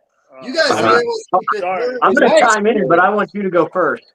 So in my experience, Yeah. baby burms are way pissier than baby ball pythons. Oh, yeah. But if you just raise them like any other snake, You don't They're even have super to chill. hold them. You don't So- even have to hold them. You just let them grow up, and they seem to mellow out. I will I say think- the baby burms are Yeah. probably just as mean as, like, probably meaner than Sri Lankans and Indian pythons. But the difference is the Indians and Sri Lankans grew into assholes, and the burms and them grew into more mellow animals. You know, it was. so it's like, I mean, with educational shows, I've done a lot of that stuff. I've worked with guys who've done a lot of educational stuff, and who have big collections of big snakes, and it's like they have a bunch of retics, but they would never use them for like birthday parties and stuff, even though they're friendly. Where all the big burms, they're just like, yeah, it's a fucking once a burm is big, it's like a frog most of the time, unless it's like a wild Florida burm. That's a little bit different, but you know. I've even seen Steve Tillis. He's out in Florida. He has some wild collected Florida burms, and they're just as tame. As long as you work with them, they were just as tame as a captive bred one. So it seems like even in captivity, if you work with them long enough or willing to put in the work, and you get them probably at a relatively decent age, I'm sure if you got some of those big monsters, I'm sure they're kind of set in their ways. But if you get them young enough and work with them enough, they seem to mellow out pretty well. Yeah, so it's a good question. So David asked, are they smart? Are they dumb? Are they so smart that they don't overreact? Or like, you hear people refer to retics as smart. But are they really? Because you open up the tub and they're just flying out at motion. Are the burms actually smart enough to where they look and say, okay, is this food or not? They don't tend to have that strong of a feeding response. It's more like maybe like a boa feeding response. So they will react, but they're not just blindly diving out. They are what I would call a slower. So like the retics you could be like wrestling a fire hose. They're always moving. The retics kind of check things out and are very casual. So I don't know what you would say it is. Docile is definitely a good word for it. They could be dumb, or maybe they could be so smart that they're not in a hurry to get anywhere. Whereas like a retic, which we give credit for being smart, where the hell are they going? They're just like this robot computer that's just going in motion, but you don't really know where it's going. Whereas the burms just kind of look around and cruise real easy or just stop. Yeah, I don't know. I'm with Big Matt. I think the whole retic thing was just some dumb marketing ploy that it was the only thing retic people could pull out of their ass was, oh, these guys are just so smart. I mean, just look They're at its not. eyes. I know, and they'll say, look at their eyes moving when every python I've ever owned will move its eyes, but they'll just, right. its eyes are moving. It seems more curious or something. And Well, it's the head shape. Yeah. A retic has this like kind of like slender head, big eyeballs. Or a burm has this big, stupid, fat head. So people are like, "Oh, retics are clearly Right. smart." Right. They gotta be. Right. But I've seen retics tear themselves up because they're so food motivated. They Yes. literally lacerate themselves because they're trying to wrap up something they missed, but they won't let go till they kill themselves or something. I've seen them. They're like I've that. seen them really. Yeah. I mean, yeah, it's pretty silly. I had to drown a retic so it would let go of me once. I got wrapped up by like a 13-footer, so it was like That's big enough that I was like, this thing's gonna kill me, but it was like too big for me to really get off myself because I was like, well, fuck, like, because it was like it bit my hands and it kind of wrapped up my body, and I was like, all right, like, unless it gets around my neck, I'm good. but like, what the fuck am I gonna do right now? So eventually, I just stuck her head in the bucket of water, and she like it was like 4 or 5 minutes. She finally let go, and I put her back in her cage. But I mean, that was my fault too. Like, I was cleaning a cage by myself. I was like, this one's not too big, so it'll be all right. And then, of course, that's the time it bites you and latches on. Right. Was it like a feeding response? It was a feeding response. Yeah, it wasn't Yeah. aggressive. I don't know. It was in a build. It was when I was keeping a bunch of my bigger snakes at Outback. So it was like kind of like in a back room there. But of course, like the rest of the building, there's like rats and mice and stuff. So I'm sure. Mhm. Yeah. So. Dude, I have to wait. I wait 48 hours after I feed before I'll touch a retic. Yeah. You'd have to be way out of this room because they will still react. Yeah, and like a defensive, if a retic's worried or scared, they don't usually clamp. They kind of just do this pump fake thing. But if it's a feeding response, they're not letting go. Right. That's why I eventually stopped keeping retics because like I had 3 or 4 real big ones, like over 14, 15 feet. And I had bred them a couple times, and like I made a little money and whatever. But it was like I had them at my house at this point. I was living with my ex-girlfriend at the time, was like 90 pounds soaking wet. So I'm like, dude, if this thing does latch on to me, like even if I have her here, like what is she gonna do? Like I was like, I don't really know if I like the liability here.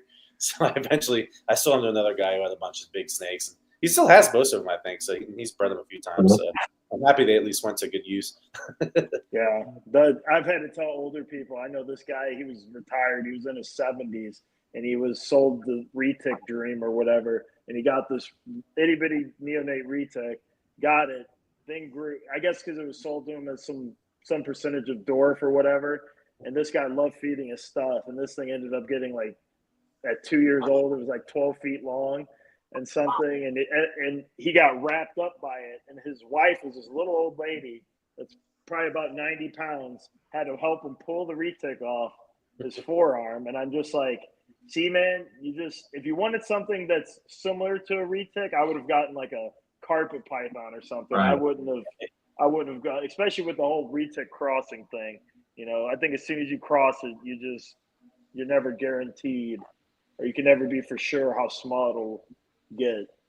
Oh yeah. Like a carpet python, like William, like you breed a jungle carpet to a fucking coastal, and it's like some of the babies might be almost 100% jungle looking, some might be almost 100% coastal looking. So you breed, even if it's like a pure Kalatoa dwarf that's going to get like 9 feet, you can breed it to a mainland. It might still get 16 feet, or it might get 11 feet. Like you don't really know. Yeah.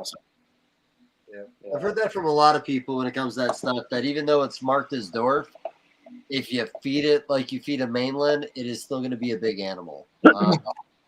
Even some of the original, like, look at like a Jampea dwarf, like even the Jampea, like those snakes routinely get 12 to 15 feet long. Yeah. So like you can call it a dwarf, but like in reality, it's like, okay, so it's going to get 19 feet. Right. Yeah, the whole dwarf term, like I said, what I've been saying with the whole feeding thing, it's like I remember listening to Cameron from Bushmaster and then Daniel Solis, who caught a bunch of the whole Jampions as clade or group, and they said they would pull 5-6 foot gravid females, and I think they said I don't think they've ever seen one over 7 foot, and this is 300 animals they've caught out of all that whole group. And it's just, as soon as you get in captivity, it's just, people ruin them by getting them big. To that point, I have 2019s females and a 4x2 that are barely 7 foot in their mainland. Just with that same feeding I was talking about with the burms, they stay nice, fun-sized retics. They're barely over 7 feet, 6 years old. Yeah, you start feeding things pigs, it doesn't matter what it is. It'll either get big or it'll die. So, yeah. So, and by the way, Matt, honestly, I find, just because of boa logic with feeding, your Burmese logic with feeding, I really love. Because like I said, it's a species that, I think anybody who's coming to the hobby, you probably bought a burm at some point just because, I don't know, it's a rite of passage. You just got to buy one burm. And then you got to either give it away or sell it. But yeah, everybody buys a burm at some point. But like I said, I find what you do fascinating because your animals look healthy. They look strong. Like you said, they're viable.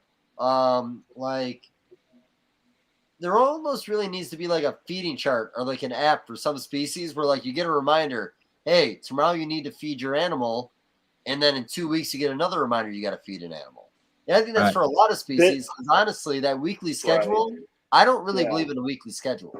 I think the problem is with and if you talk to just standard people about feed cycling, I think it kind of leads to that point of neglect, because you go from just not feeding it for a few month period to where then they just forget about it after a while, because it's just, if they only have 1 or 2 snakes, you know, and they're barely feeding it most of the year or part of the year, then they end up forgetting about it. So it is kind of difficult, and yeah, they probably should be some kind of, I don't know, yeah, if you like an app or some kind of alert to let you know, hey, probably time to start feeding your snake before it withers away. But yeah, then I'm with you. There needs to be something, because yeah, most of the stuff we get in captivity, it gets grossly overweight.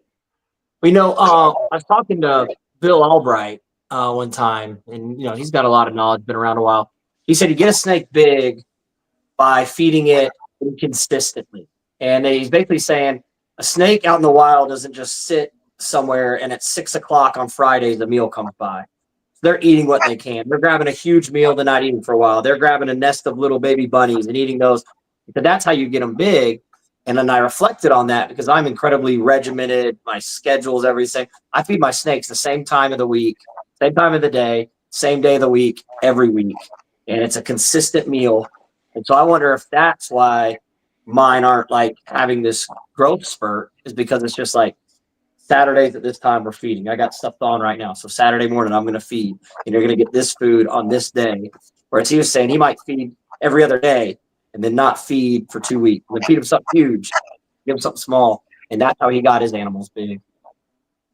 Well, another thing I've noticed is every giant fucking like retake or huge fucking burm I've ever seen really has been somebody kept it as a pet and they never bred it.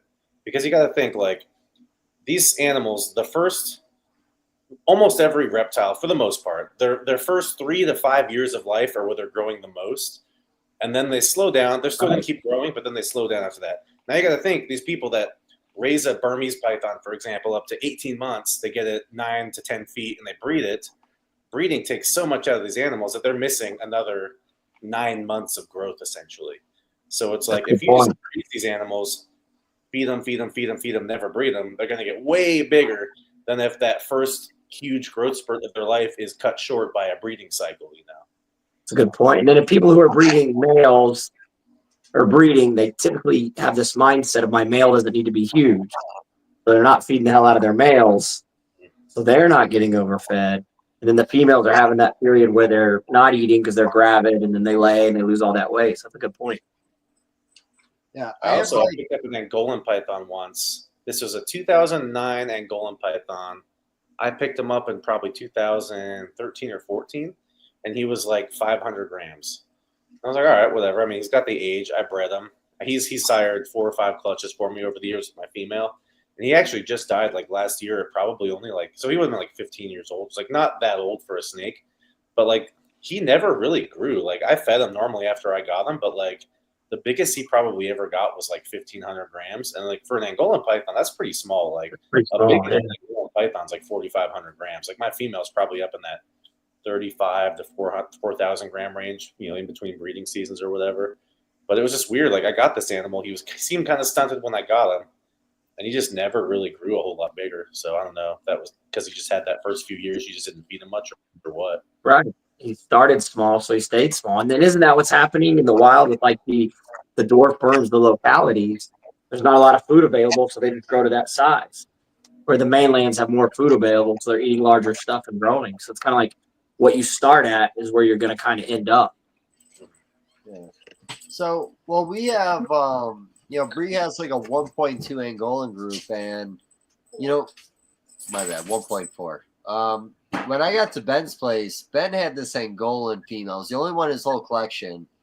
And she kind of reminded me of like a ball python, Brettles python. Like it was just this really long, beautiful animal. I think Bree's females are like, I hate to say it, I don't even know if they're 2,000 grams, and they are multiple time proven females. And, you know, with that species, if you go too big with a meal, we're getting regurges. So we never really go super big with that meal, and they breed almost every year, or they take a year off here and there. Yeah. Well, I've also had babies that just did not grow. Like I've had babies that in a year they'd be 800 grams, and I've had some babies that they'd be like yearlings, and they look like, I don't know, a 6-month-old ball python. Like it was weird. I don't know what it is with that species. Like it just seems like that. I don't know if it's the different lines that we have, or some are probably inbred because you have your Houston Zoo line, you have your whatever line, but it just seems I've heard like that about the Angolans because they're all kind of don't they come from like one area where like there was like landmines or something? Did I make that up?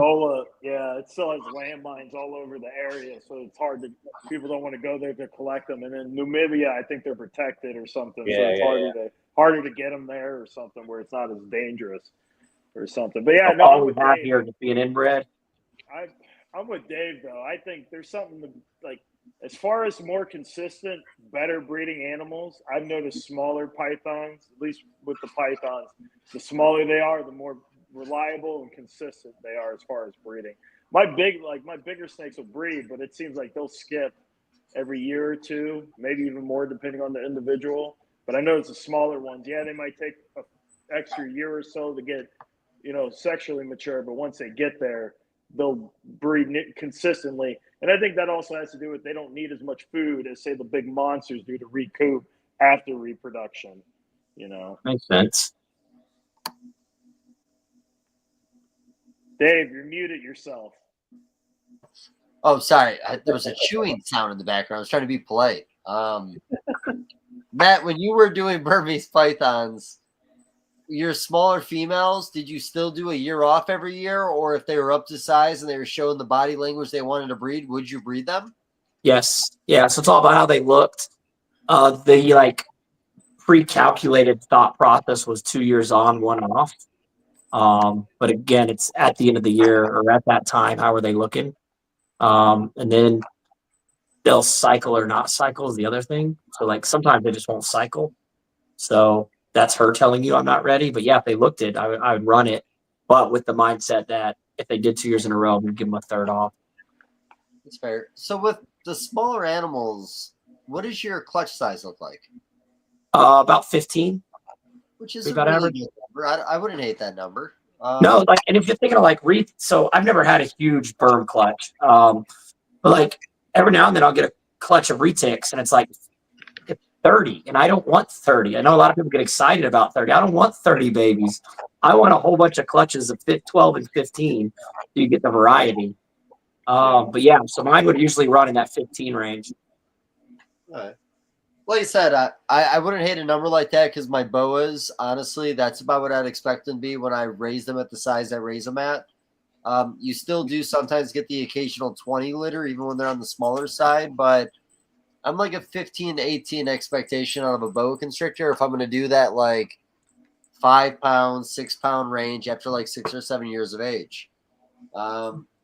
Here's another question. So with boas, if I do a very long raise time with them, let's say 6 years, I would say probably like 90% of my virgin females will go for me. Do you find the same thing with the Burmese pythons? Yeah. But I would also have to add an asterisk that mine usually would breed. I usually breed them at 4.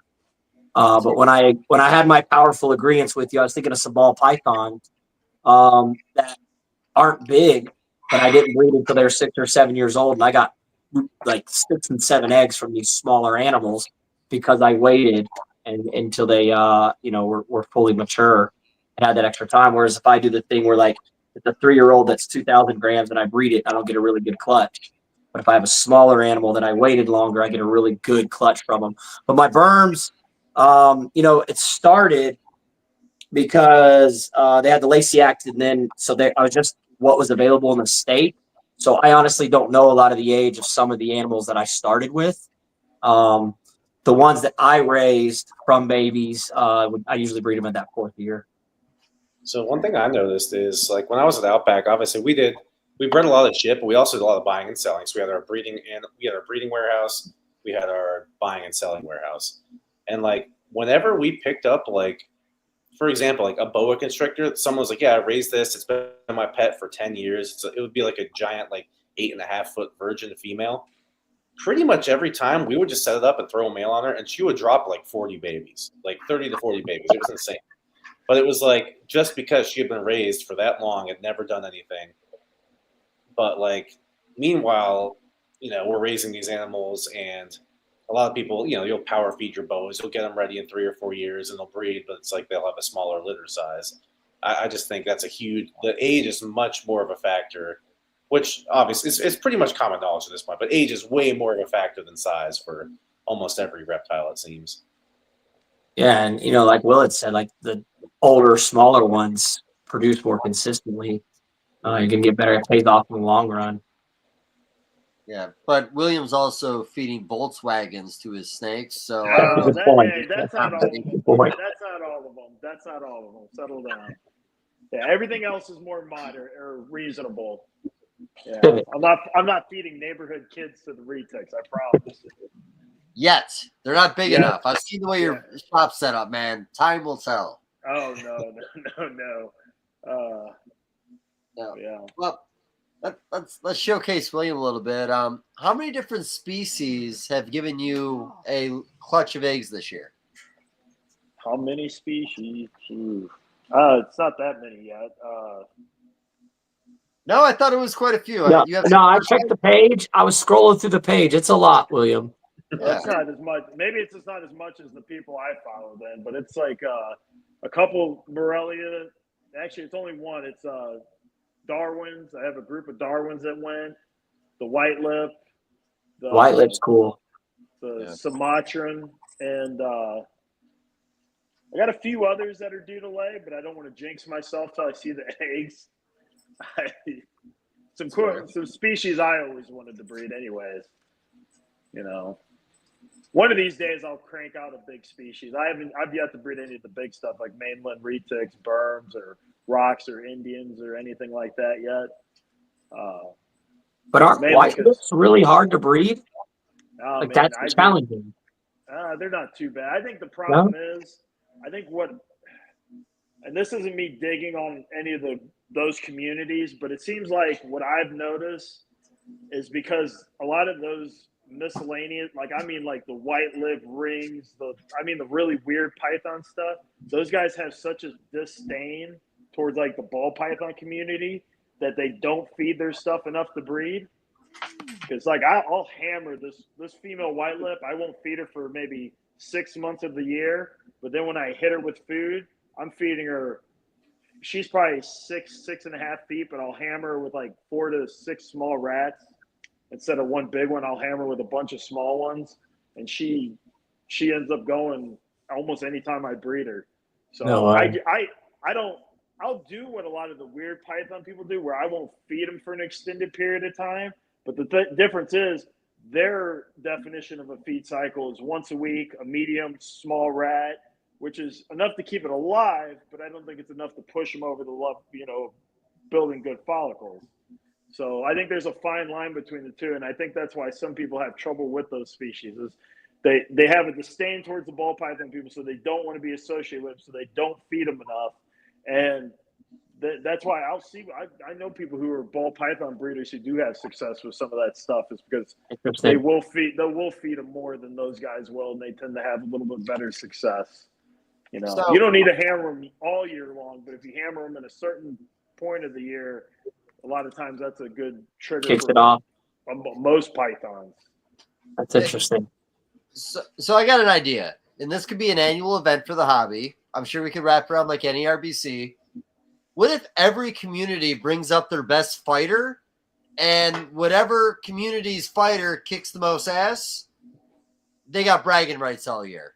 And I hate to say it, there's some ball python guys out there that look pretty fucking strong, man. William, You're out of that group now, man. You're like Skinny Will. But, I'm gonna wither away.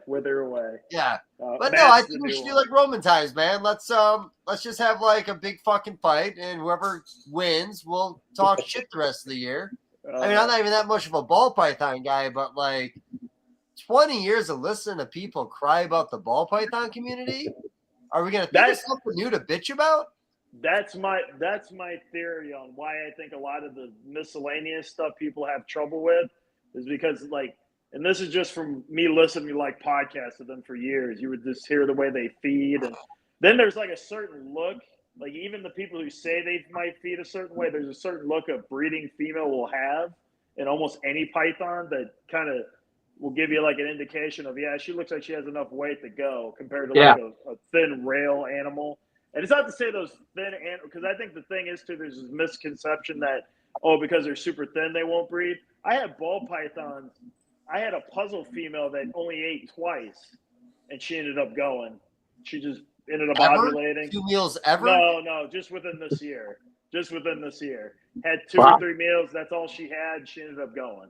And I had another ball python do that the year before. And every once in a while, you get those skinny animals that, it's like they're determined to die, and they'll still reproduce for whatever reason.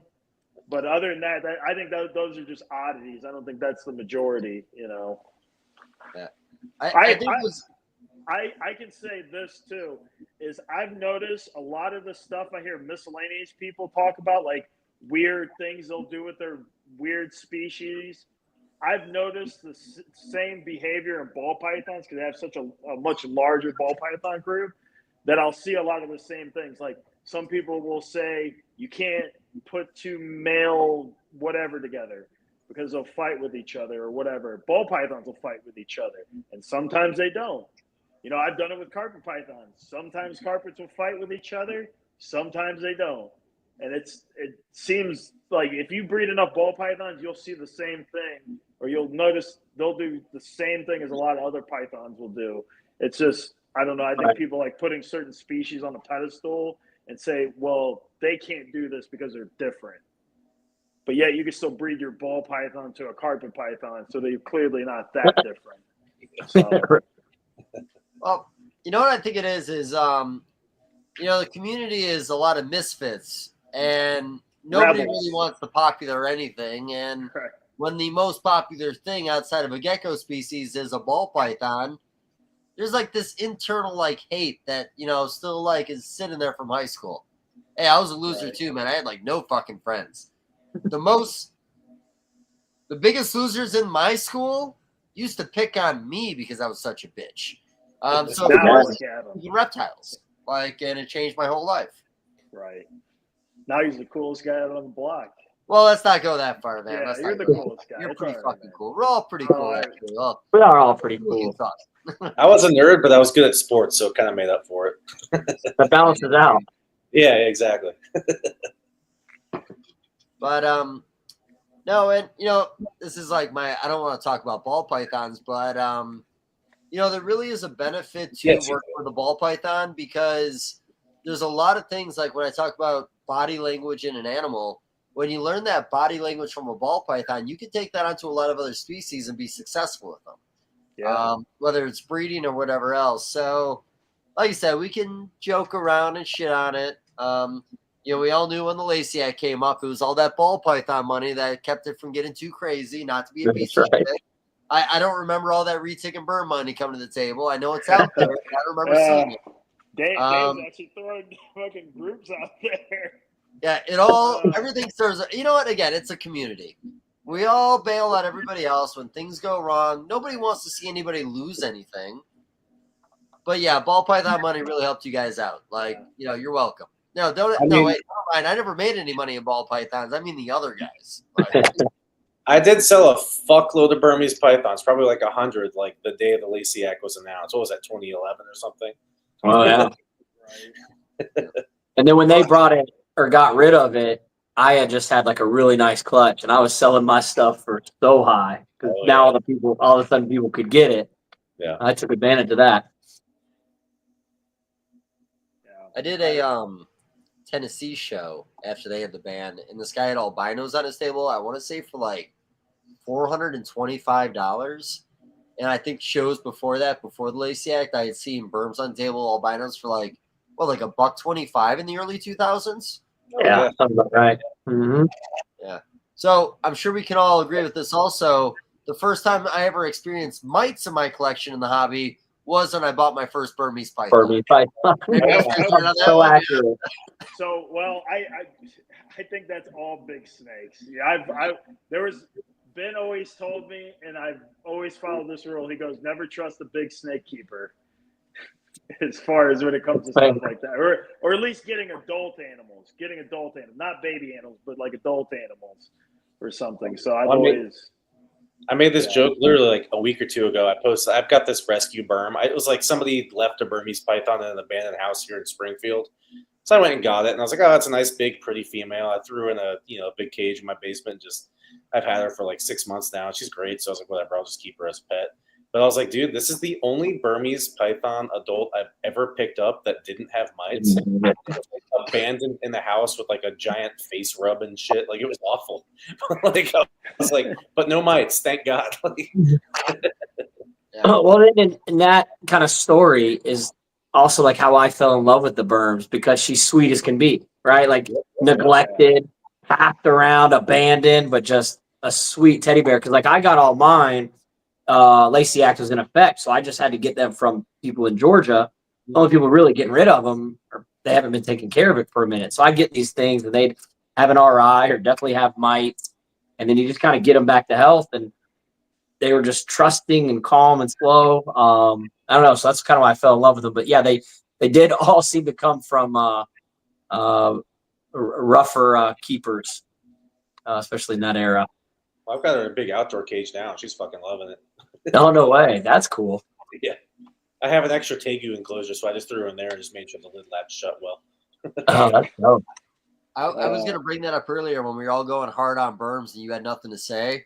I remember your post from about a week or two ago about that, which I thought was really cool. I want to do more outdoor enclosures. I had outdoor enclosures like 3 years ago. Loved everything about it. I got nothing living outside now. And other than chickens, I got chickens outside. Yeah. These are all like, so the best enclosures. So I built like a couple different iterations. Like some I did like 2x4 frames, and I put like roofing tin as the sides and all that shit. The best ones I've made are just 2x10 treated plywood, like basically like floor rafters or whatever. And I just stack them up 3 high, so they're 30 inches tall. I do 4 foot by 8 foot enclosures, and then I just put the 2-inch, the 2-inch hardware cloth as the screen or whatever, and that just keeps everything in there. So I've got tegus, I've got berms. We've done quail in them. I've done monitors and stuff. Like I'm about to build another one. We got a black throat monitor that's about probably 3 foot now, so it needs to graduate to a bigger cage. But yeah, just pretty much anything I can keep outside, I try to keep outside, and obviously we got to bring it in for the winter or whatever. But what do you do humidity wise? Is that an issue out there? Well, here it's humid as shit here in Missouri, so there's no issues whatsoever. Yeah, so like I just throw straw down on the bottom, and they're all good to go. The only issue is the winter time, but like the tegus, they brumate. Even like the berm, like I just kept her lower temperature in the basement, and I just fed her, like once a month or so, and she was doing fine. It's just they do naturally slow down in the winter anyways. Right. So it makes it easier to do the indoor enclosures where you don't have to do like crazy elaborate heating elements and all this stuff. Right. So, yeah. That's cool.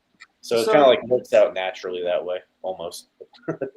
This might be a weird segue, but I remember RI being a really big thing with Burmese pythons back in the day, and that's also one thing I've always heard breeders talk about, that they are, RI is not an uncommon thing with that species. Is that RI, or is that nose rubbing where they just start breathing through their mouth and people assume it's RI? So it's not RI. I've heard it called the burm disease. We, in my circle of burm people, we call it permaloogie. So they get this snot, mucus that they cough up. They eat fine. They shed fine. Like the ball pythons I've ever had get an RI, they're pathetic, right? They can't breathe it. And like they lose weight and all that. Burms just get this coughing thing, and we call it permaloogie, and it kind of just doesn't go away, and eventually they do die from it. You can have some that kick it, but then it comes back later.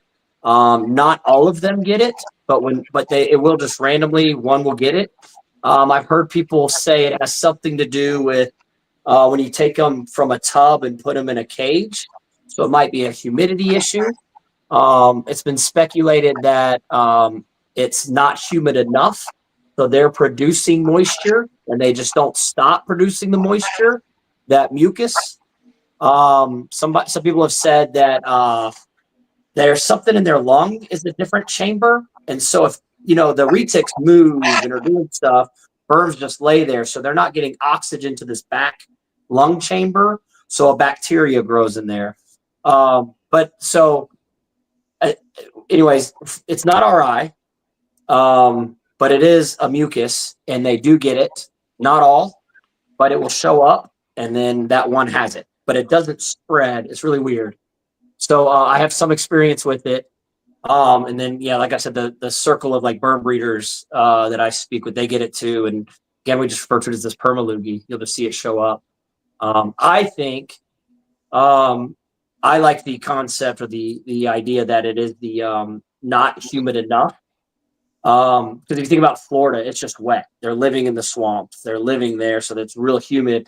So in like my basement, in the winter, that's not as moist because you got the heater on upstairs and stuff. So they have to produce that moisture within their mouth and stuff to eat. So they overproduce it, and so they just kind of coughing it up.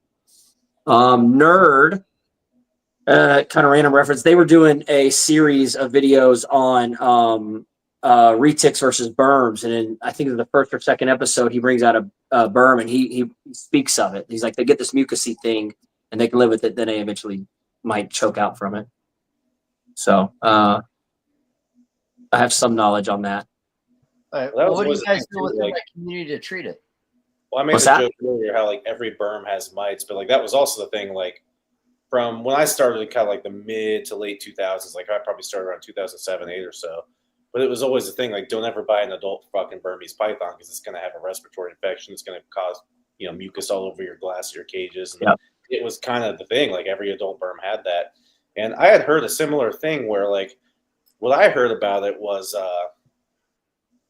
you got to think about like if they're too dry, the mucous membranes in their lungs and their throats, all that, like if you're really dry, you got a cold, you're blowing your nose nonstop, your mucous membranes crack, that's an avenue for more bacteria to get into those, like the lining of your lungs, of your esophagus, because it's cracking because it's too dry. So you're introducing, pathogens that would normally have been blocked by that normal mucous membrane from a normal humidity level that kept you hydrated enough.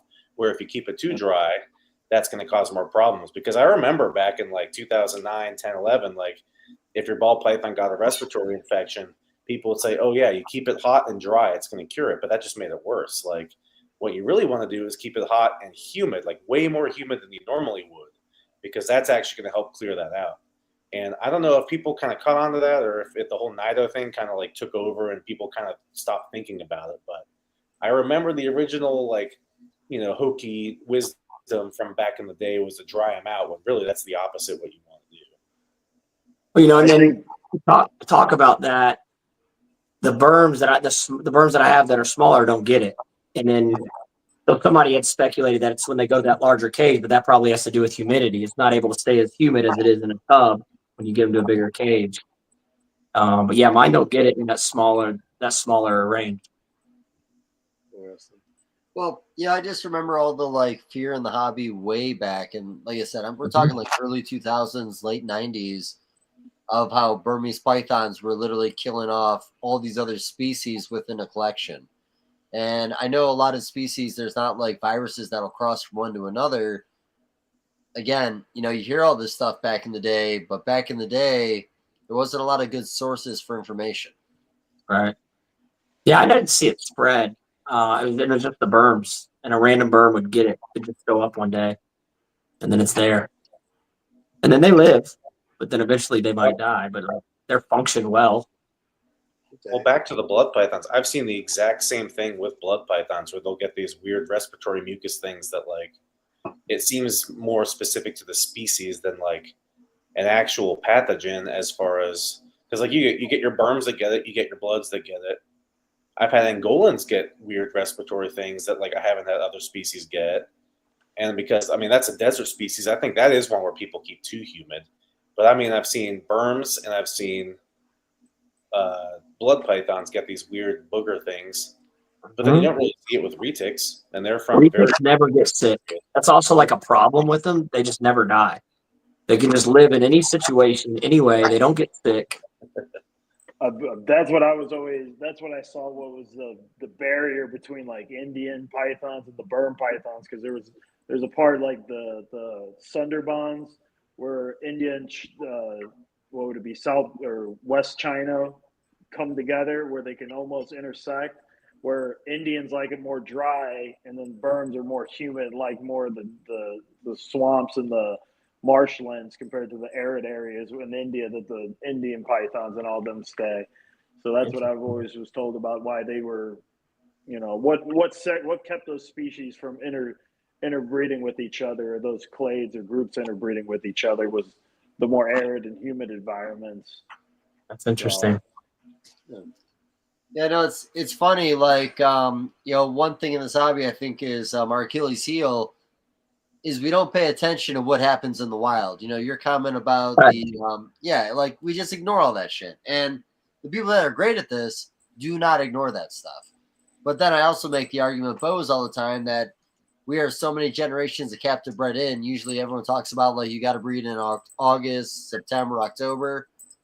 I think that's off the table now. I think these things breed whenever they want to just because we're different. But when it comes to the keeping, little things like that, like I had a buddy talk, I'm not going to say the species, it was a gecko species, but he started like putting them in like 5 inches of cocoa fiber and they started tuttling, and he had never had better production with that species before that, keeping it the way everyone else kept them. And he did that because he started reading papers about them in the wild, learn a little more about the species. It's good to pay attention to what happens in the wild. Not everything's captive bred. When we were trying to like get better at breeding the Burms, me and another guy were like, dude, we just got to like study and mimic everything that's happening in Florida, right? They're down there and they're reproducing, and it can't be too hard to reproduce what's happening in Florida because they're obviously doing decent down there. Was there an issue people were having with reproducing Burms? Because I heard there was another guy I know who's a pretty big Burm guy who said people were having issues reproducing Burm. I never heard this. I didn't think Burms were necessarily ever considered hard to breed. But he said Bob Clark or something was only feeding like chicken or something to his Burms instead of rabbits or pigs or something like that. But then I know plenty of people who were feeding rabbits or something to Burms and breeding them just fine, just like you would a retic or something. Or rabbits. I haven't heard that. I know. No, I haven't heard that. I'm trying to think of like I can recall any similar situation, but I could see Burms. I could see Burms getting hooked on chicken because that is a natural prey source. That's where the domesticated chicken came from. Right. So I could see them getting hooked on chicken, but I don't see why chicken would be the only way to be able to breed them. I mean, shit, we breed Woma pythons and black-headed pythons in the U.S. and they're lizard eaters, and we breed them off of rats. So I do know that some of the Burms you have to start them on chicken or quail. Like they will ignore rodents and they'll go a long time, and then you just have a thawed quail and instantly they take it. Same with like Womas, I'll do that sometimes. Yeah. I have a question now that kind of led me to something. How often do you get twinning or triplets in Burms? I've never got it. Never got it? Okay. Nope. You know if that happens often in Burms? I actually don't know off the top of my head of any. I can't think of any either. Yeah, that's interesting. Talk to a whole lot of because I know retics. You see the shit out of retics. Yeah, I've had it in retics and I've had it in ball pythons. I've had 4, maybe 5 retic clutches ever before I got rid of them, and I think I had like 3 or 4 sets of twins. Like it's that common. Yeah. Yeah, and I'm sure maybe it's happened, but I can't think off the top of my head of a Burm twin. Huh. Okay. So we brought up and we brought it, I think it was me and Junior episode we were talking, but do you guys remember the Jay Brewer episode or one of his Jay Brewer videos where he had like a whole clutch of like twins, triplets, or something. Yeah, everything was that. twins and triplets. Whatever it was. What was it like? 8 eggs, and he had like 28 babies or some shit like that. Oh yeah, it was a big cluster of eggs. He just was pulling 3s, 2s. It was wild. Junior called bullshit on it. He thought it was staged. I think it was legit. Yeah, I don't know. Yeah, I don't know if you could stage something like that. But I mean, with as prevalent as twinning and stuff is in retics, I don't see why, Is it especially twins? with him. Isn't twins in like humans hereditary? Yeah. Yeah. So I mean, maybe that So female just had it so ingrained in her that she just threw nothing but. I know Nick Mutton was telling me about this was carpet pythons. He was saying he would hold back one of the twins and breed them to another animal that was a twin, and he would produce more twins or triplets even out of those clutches. So, and his theory on, at least this was the last theory I heard on why certain species you see it more commonly in, is like carpet pythons you see it a lot in because a baby carpet's born anywhere from like 15 to 28 grams, somewhere within that range, or 20 to 30 grams, something like that. And that's they are big enough to eat lizards, is what their prey sources would be in the wild, baby lizards or smaller lizard species. And if you cut it in half, chances are, with Australia being as populated as it is with reptiles, you can find, a lizard species to eat, especially if you cut a carpet in half and it's still bigger than a baby Antaresia, which also is a lizard eater. But if you take a children's python, you cut that in half, well, then you just took away that animal's prey source. If it's instead of 8 grams, it's 4 or 3 grams, And then like why retics are is because if a retic is still an so 18-inch baby that's eating something, can eat something the size of an adult mouse, you can cut it in half and it can still eat something, an adult mouse or some sort of equivalent. And why ball pythons it's rarer in, because ball pythons are just big enough to eat small birds or small rodents. If you cut that in half, well, then you just cut its prey sources in half. So I thought that was interesting. Why certain species you still see it in those species, but it's a lot rarer than it is in other ones. Goes back to that wild thing. Yeah. What they do in the wild. Wow, William, you're a real buzzkill, buddy. You ruined the whole. Well, room. I'm sorry. My bad. How much twinning do you get in boas? Say that again. Twinning do you get in boas, where you see babies, in the same embryonic sac, I guess. Well, it's tough to know with boas unless you catch them right as they're coming out of the sac. Yeah, I know. Well, Bust out of the sac. You ever notice like a smaller baby run to your yeah, bears or something? I've had twins multiple times, and I did have twins this year. One of my labyrinth litters. The reason I knew they were twins is, like you said, there was just 2 that were half the size of everybody else.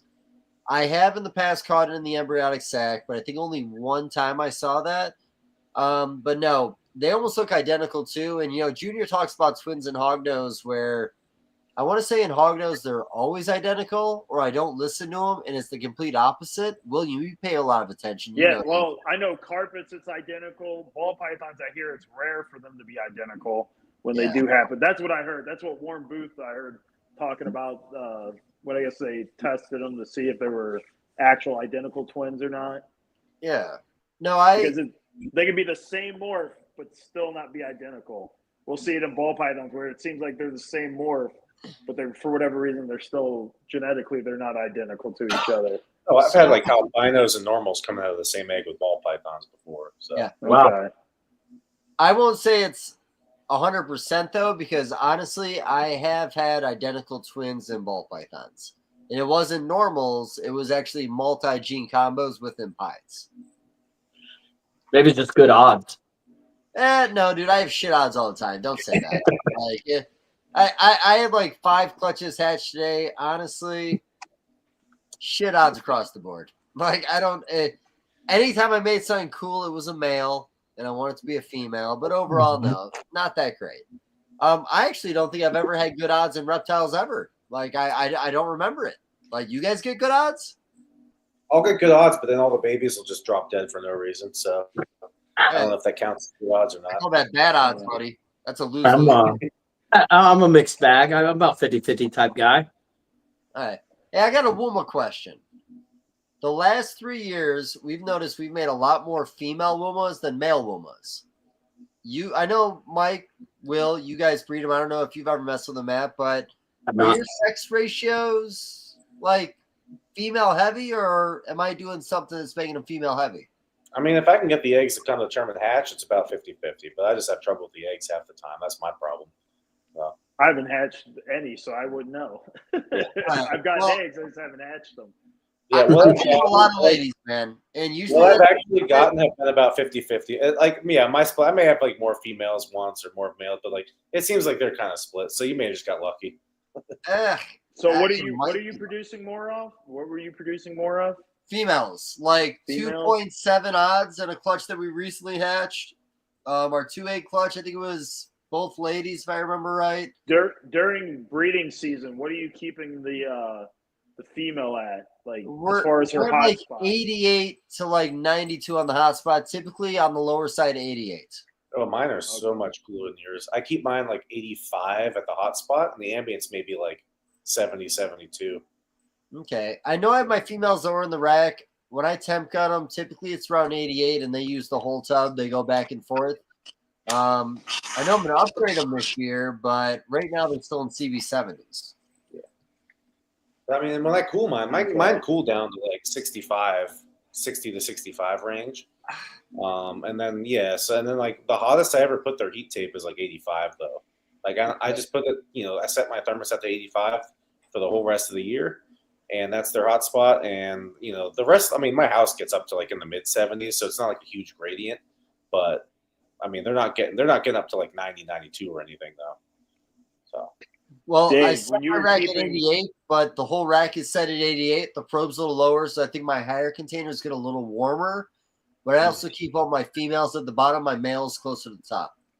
You never kept your womas ambient, did you? When you had them when you were in the building? No, I've always liked them having a heat source. Boas and womas are two species that were in that building. I always had not on ambient. Really, the ball pythons were the only thing I ever really did the ambient with. Okay. Yeah. I was curious. I heard somebody said, that I used to hear about the egg, the egg incubation thing, but I don't think that there's any substantial proof of anything with that. I've noticed no matter how you keep eggs, you get fluctuations.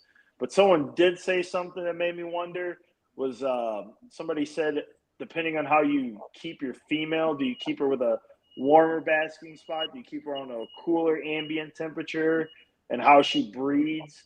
Because when you listen to what's his face,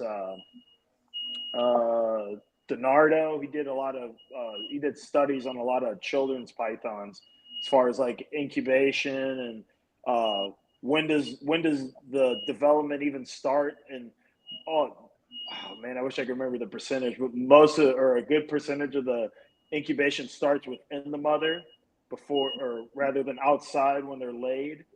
Yeah. So I guess depending on how you keeping the female, in the rack system, which I don't know. I keep my ship when they're gravid or when she's gravid with the eggs.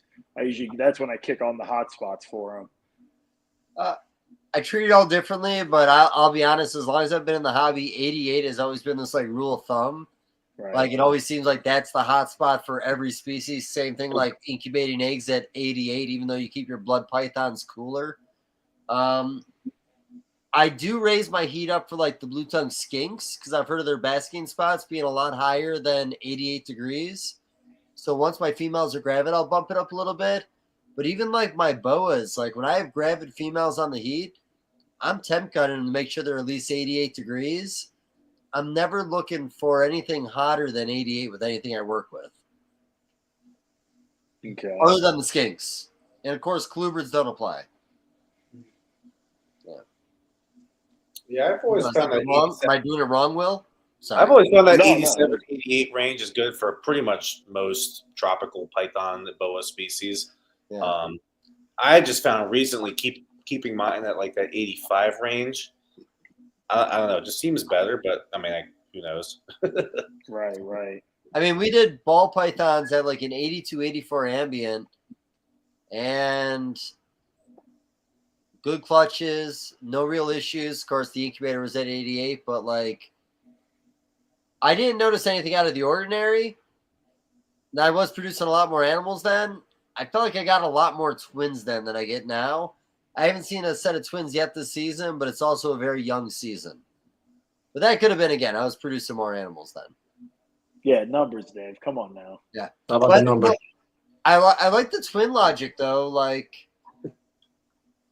I might start, because, I told you I had a friend that used to hold back ball pythons that gave, like, clutches of 10 eggs. He would always hold back the females, and he felt his females would have more eggs. I wouldn't mind doing the twin experiment. I've never been fascinated enough to ever hold back a twin. Right.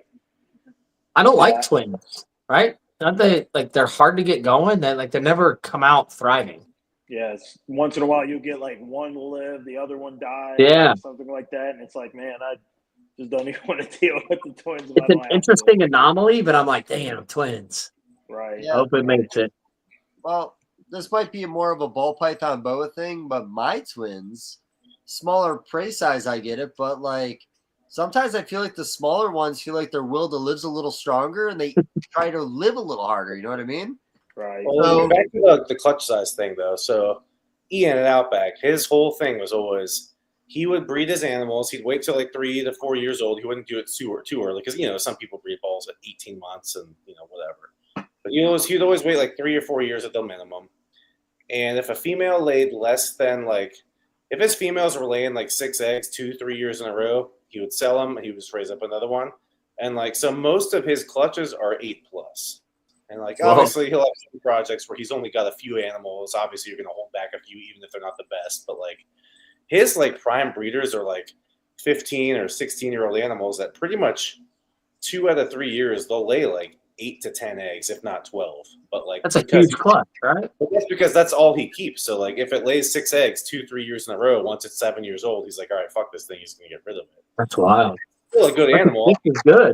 It might still be a double codom, double recessive head, whatever it is. He's like, yeah, but it only lays fucking 6 eggs. So I've got 2 more of them that lay 8. So I'll sell this one, another, replace it. He's only got so much space, Yeah, so that's you don't see much in the way of that in ball pythons as far as people keeping certain things back like that, like larger clutches size, 20 and stuff like that. Because as long as, let's face it, as of right now, unless if it doesn't have some double, triple recessive, it's just not worth either. Why would you keep it, or why wouldn't you keep it? If it wasn't, something that recessive related. That's always been the logic, man. If you hit your odds in that baby, whether there's 3 eggs or 6 eggs or 10 eggs, you're going to hold that animal back. So, But again, that logic does pass on because I told you I do have a friend that holds back 10 egg layers and he always gets a lot of 8 to 10 egg layers. But I talked to Bill Brandt back in the day when they were producing I think 10 to 20,000 ball pythons a year.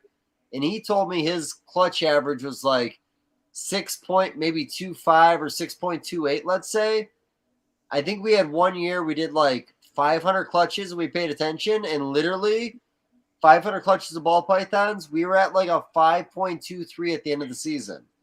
That's with slugs not being included, so on and so forth. But then I don't know. I see a lot of other guys that get really big clutches. I don't know why I'm doing it wrong. I don't know why he was doing it wrong. I know guys, I want to say Canova in one of his videos says his average is 7 or 8 eggs a clutch. I'd assume he probably does the same thing, where if it's laying 6 eggs 2 years in a row, fucking get rid of it, Maybe. Well, I think they're doing that because of the genetics is out of date to them at that point. I mean that too, yeah. Right. For mine, at least that's what the general conception I get with it. Yeah. Well, and again, what's for one person doesn't exactly apply to everybody else. Just the way it is. But you guys want to keep carrying on? I'm seeing a lot of yawns. I saw someone look at their watch 6 times. That was you, Matt. Uh-oh. It wasn't me. Well, I didn't mean that watch. I didn't mean literally, buddy. Man, there's little lights all around you. I don't know. Tattooed watch I didn't lean back. I had a tough workout, so getting this onset muscle soreness is getting in, but the enjoyment of the conversation's going strong. No, I always enjoy the conversation. Well, speaking of, William, do you even work out anymore? I know you put your brain out, but you go to the gym? Yeah, do I need to send you lifting videos? I can't even see your shoulders, man. Is that a green screen? Shut up. They look bald. I'm wearing the big T, all right? Stop it. It's a popular lifting shirt. Leave me alone.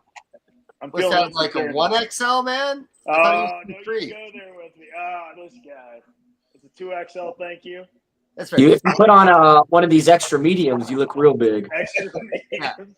I like Matt's style because Matt's also big. Well, William, you really can't keep that working out pace your whole life. Like, Oh, you can keep kinda have working out. to- It's just you can't be lifting crazy heavy weights your whole life. Yeah. That's No. the difference. Like Matt works out. The way he's doing it, he'll live forever. Yeah. I just at the time I just wanted to lift the heaviest weight I could lift. I mean, I'm going to be honest. It was the straight meathead mentality. So, William, because I always was very impressed by your numbers, can I hear some of your personal best, and then we'll talk about reptiles again? Oh, here we go. Bench was 520. Oh Was my the god, best I did. Squat and deadlift were the same. It was 765 for both of them. that's absurd. Yeah. Well, I was hoping to keep going, but then I got injured and things just didn't work the same anymore. It just didn't heal the same. No, And then It doesn't. you get that big, and it's just like, yeah, you're strong, but Jesus Christ, just everyday chores get to be a bitch. Like tying Yeah. your shoes, shit like that, just is ridiculous. Going up a flight of stairs can be a bitch. Yeah, it's silly what gets hard. I was That's, happy to get 2 plates on my bench and 4 on my deadlift. You know? crazy man, that's a big weight. Yeah, Yeah, I don't So move. you do- I don't move anything like that. yeah. You're the distance runner, man. I know you're. Do you do CrossFit? You're in the I CrossFit? have done CrossFit, and I've done. There's periods of time in which I do CrossFit, but then I'll leave and do something else. I try to keep it pretty varied. Okay. Yeah, Okay. but it's definitely more of a higher rep, lighter weight Yeah. scenario. Right. Yeah, And- that's why you look as good as you do. well, thank you. Mine, Yeah, mine was just to put on slabs of meat. It didn't matter how or what it looked Right. like, as long as it helped move the weight at the time. That's all that mattered. You had to I'm close just, the I'm difference. smoking mirrors. Yeah. That's all I am.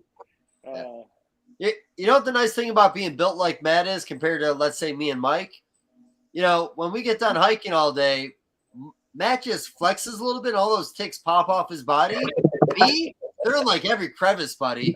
That's why I didn't have so many. Podcast. I think they just like Dave because I remember being in the car with Dave. Dave's picking ticks off of him, and I don't think I had a single tick on me. Dude, I was the same way. I don't know. might have 1 or 2, and we're just pulling them off of them. He did double digit. Hey, the Yeah. Prevenamite. You got to Prevenamite your clothing, you're good to go. It's the That was secret. clutch. That- Mhm. Right. So last week, like I said, I was Herping, Kansas, and it was road cruising for like almost 3 days.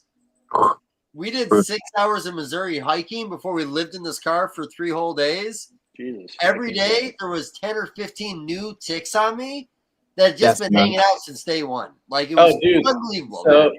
So when we were herping, you, me, and Matt, I brought Dexter, my fucking German Shepherd. Oh gosh, yeah. Dude, the entire next 2 weeks, I was finding ticks on me in the bed. I was finding like fully engorged, like gusher ticks all over the bed, on the floor, like sitting on the floor, and I just stomp on them and have to wipe them up. Dude, he brought so many fucking ticks back into the house. It was unbelievable. That section we did was the worst because like when we'd sit down and rest, I was pulling them off my boots and my pants like crazy. That was the worst, and then that dog was all up in it.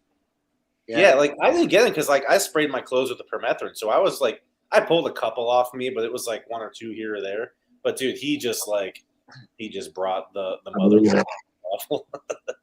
Yeah, I get him in the beard, and I don't know why I didn't think that was possible, but like I have actually pulled quite a few out of the beard this year, and the mullet, man. I pulled one out of the mullet yesterday. Like it's I don't have that issue. nah, maybe in a couple years, man. I'm almost done. I think I'm gonna give this like 2 more years. Then I'm gonna go rat tail, and then I'm Yeah. just gonna shave it all. That's it. I'm gonna call it. I like that play. I think it's gonna be a strong play, man. I'll get it braided every once in a while. I might grow it a little bit long. I don't know. We'll see what happens. I have to look somewhat professional because I'm going to like schools to take pictures and shit. Yeah. So. No rat tail for you. buddy. Yeah, maybe libraries, but there's always a guy that looks like me in a library. Why is that true? Yeah, but so Matt, I always ask a lot of people this question, and this is usually how I start, but like, what was your first reptile? Like, what was that experience that kind of got you like from stage 1 to stage 2 of the hobby? Gosh, I don't know. So I know what started is I lived in Alaska until I was 9 years old, and we moved to Georgia. And I had an interest in the reptiles and learned a lot about them. So when I moved down here, I could just go catch them. That's what started. So I think like the first snake I had was a rough green snake, and then I kept rat snakes, and I'd find garter snakes and king snakes, kept turtles and stuff. The burms is what got me where you would say like, you know, I guess if we're saying I kept animals, that was the hobby, or like the breeding aspect was just getting those burms. And then kind of, you know, what I talked about where you get the burm that it was I don't want to say neglected, but maybe not the best situation. They come in, they're really sweet. And then nobody in Georgia was breeding. So that's what kind of pushed me into like, let's keep more and let's do something with the burms in Georgia for the Lasiac. So, you know, I don't know what aspect would go. So yeah, I moved to Georgia. I was in 3rd grade and started catching them, and that was pretty cool. My parents let me keep them. And then they'd be like, all right, you got to let one go if you want to keep this one. And so then I'd rotate them out. I caught a garter snake. We had it there in the kitchen in this aquarium. Walked by one day, and there's babies crawling all around. I caught a gravid garter. So just all those cool experiences. And just for some reason, I've never grown out of it. I don't know. Nothing wrong with that. Well, I made the joke earlier that we all get a burm and then sell our burm. You got a burm and you moved with burms. Like that was like that first species that really got you interested. Yeah, for sure, 100%. Yeah, and it was, you know, because at that time of the Lasiac, if there was a breeder in a state, that state had really cool stuff. But if there wasn't a breeder in the state, it was like dry. And so like I think Maryland had a bunch because Keith Lewis was doing stuff. Yeah. There was Beanie in Louisiana, somebody in Texas. So these certain states had a lot of cool stuff. Georgia had nothing. And at the time, so I got the wild type, and it was really sweet. And I was like, I had an opportunity to get this hypo that was the alleged only hypo in the state of Georgia. Had an opportunity to get it. And so when I got that, so I was like, all right, nobody's doing anything with these. And hypo is a co-dominant. So I was like, why don't I try to do something? And then somebody would hit me up, be like, hey, I want to get rid of this burm, and it ended up having, you know, good genetics. So anyway, so that opportunity to actually try to make something of these animals that are kind of flew under the radar and weren't seen well at the time kind of really pursued me to do it. And then I produced a clutch in 16, then produced a killer clutch in 17. As soon as they started hatching, they got away with the Lasiac, and then it was just game busters from there. Yeah. You know, with the Burmese python too, like up until a few years ago, it was always the same mutations for like the last like 20 years. You had what the Right. the greens, the hypos, the albinos. We don't have a T positive in that species yet, right? We do. Oh yeah, the caramel. Yeah. I'm sorry. Yep. Caramel and 2 different lines of it, maybe 3 different lines. I remember I was bummed because I got albino labyrinths, and I really just wanted regular labyrinth burms. But they're so hard to find a regular labyrinth that wasn't albino. I was like, fuck it. I guess I gotta do the albino out. Didn't the labyrinth have issues? I always heard that labyrinths had some sort of, not neurological, but like I guess an organ issue of some sort where they just didn't live as long for whatever reason. This is alleged. I never heard anything about it. I haven't heard that. I think the only thing I know of with labyrinth is that they've tried to make labyrinth hides, and they have not made it. Okay. But as far as like labyrinths in general, no. There's nothing, no issues with those.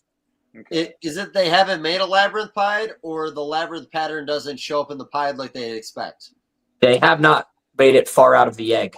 They die. Oh, okay. So they are seeing the egg. Interesting.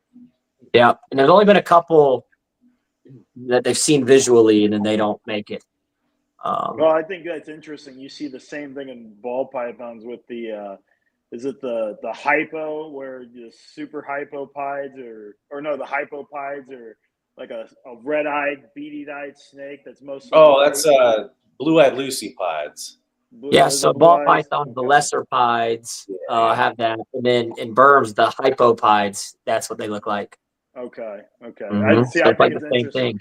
And then you see the same thing with retics with the purples, the lavenders, and albino, the whites and stuff. You see the same thing, but in ball pythons, you see it in candies and albinos. Right. You get the same kind of thing. Mm-hmm. Yeah. No. I remember that was funny how people like did not understand the whole purple white and lavender thing for so many years. And like as soon as like candy and Did they candy get it ball then? pythons came out, suddenly everybody just understood it. They're like, oh, okay, it's easy. It's like, Is no. that really how that works? See, okay, I don't know. This leads me on to want to pick on the retake people, but when I think of that, I just go, it's like, I don't think retake people ever looked at ball python people as any sort of authority in anything. I don't know, because they're so stuck on themselves. Oh, I'm sorry, I shouldn't say that. I like retakes. I don't Sometimes want the ball people. python. I like retakes. Sometimes the people in the communities kind of. Well, what did make it more complicated though is because you also had a male retake, which was a white albino that was not compatible with the other white albino. So that made it a little bit more complicated. But other than that, yeah. What was that? You see that with the boas now, right? Where the cull and the shark, or where they're Well, I guess technically, which one's compatible? Is a shark compatible with the Boa and caramel? VPI? Is it caramel? Okay, so Yeah, the Boa and caramel. Yeah, not the VPI, but the BWC. Yeah. Okay. Yeah, it's no. like it's a weird acts like a super thing with them. Yeah, it's an old story. I probably said it 1,000 times, but like, Brian Sharp was an early investor with Peter Call on het albino boa constrictors. And Pete told me a story one time when Brian was at his house. There was a female, I think it was het tip breeding, maybe visual albino to breeding. And Brian had showed up to buy more animals. And like they're watching this female give birth and like 1 normal, 2 normals, 3 normals, 10 normals. Like Brian's like putting his money back in his pocket. And then finally the female pushes an albino out. And that was actually the first, I believe, ever captive bred albino boa constrictor. But around the same time that Brian was buying these hets, he found a import for an albino and then found out they were not compatible. So some of the early pairings were actually making double het for both lines of albinos. And that shit could still be floating around out there where people may make the wrong albino and not realize it because early on there were double hets. We see that with a lot of ball python stuff where people were breeding. Oh, I thought this striped animal was related to this striped animal. So like, you look at all the red stripe, G stripe, red devil stuff from Outback, and it's like, to this day, there's so much shit popping out that like, who the fuck knows how it even came from it? Because back in the day, when you had a striped animal, you bred it to another striped animal, and oh shit, both of them proved out to be genetic. But now, how do you know this is a super form of this one, but a single form of that one, or a super form of those two and a single form of that one? You know, and it goes back and forth. So there was a lot of that shit back in the day. Before morphs were so widespread, people just kind of tended to breed similar animals to similar animals. So there's a shitload of double hets. Like, look at the whole desert ghost thing. Like, the whole confusion with is there a version A, a version B, a version C? Yeah. Like, who knows what's compatible and what's not, Well, you even saw it in like the caramel and ultramel stuff. Like Vin Russo did it with like making double hets and thinking they were the same, and ended up making the double hets or the Carmelos or whatever they're called. Yeah. I just sold my last Carmelo and I already miss it. I was never going to read the fucking thing, but man, what a beautiful looking ball python. I remember that thing. That thing was badass. Baller. Yeah, there's all kinds of weird interactions. You guys ever seen? This was something that was new to me. I didn't know there was some type of reaction that the T positive and T negative blood pythons had with each other. They called it oh my god, I don't even remember the name, but it was like it almost came out looking like a T positive type animal, the double head, I guess. It was a real interesting animal. I don't know how much you guys know about it. I don't know about it. They had a weird interaction with each other. It was a really badass interaction.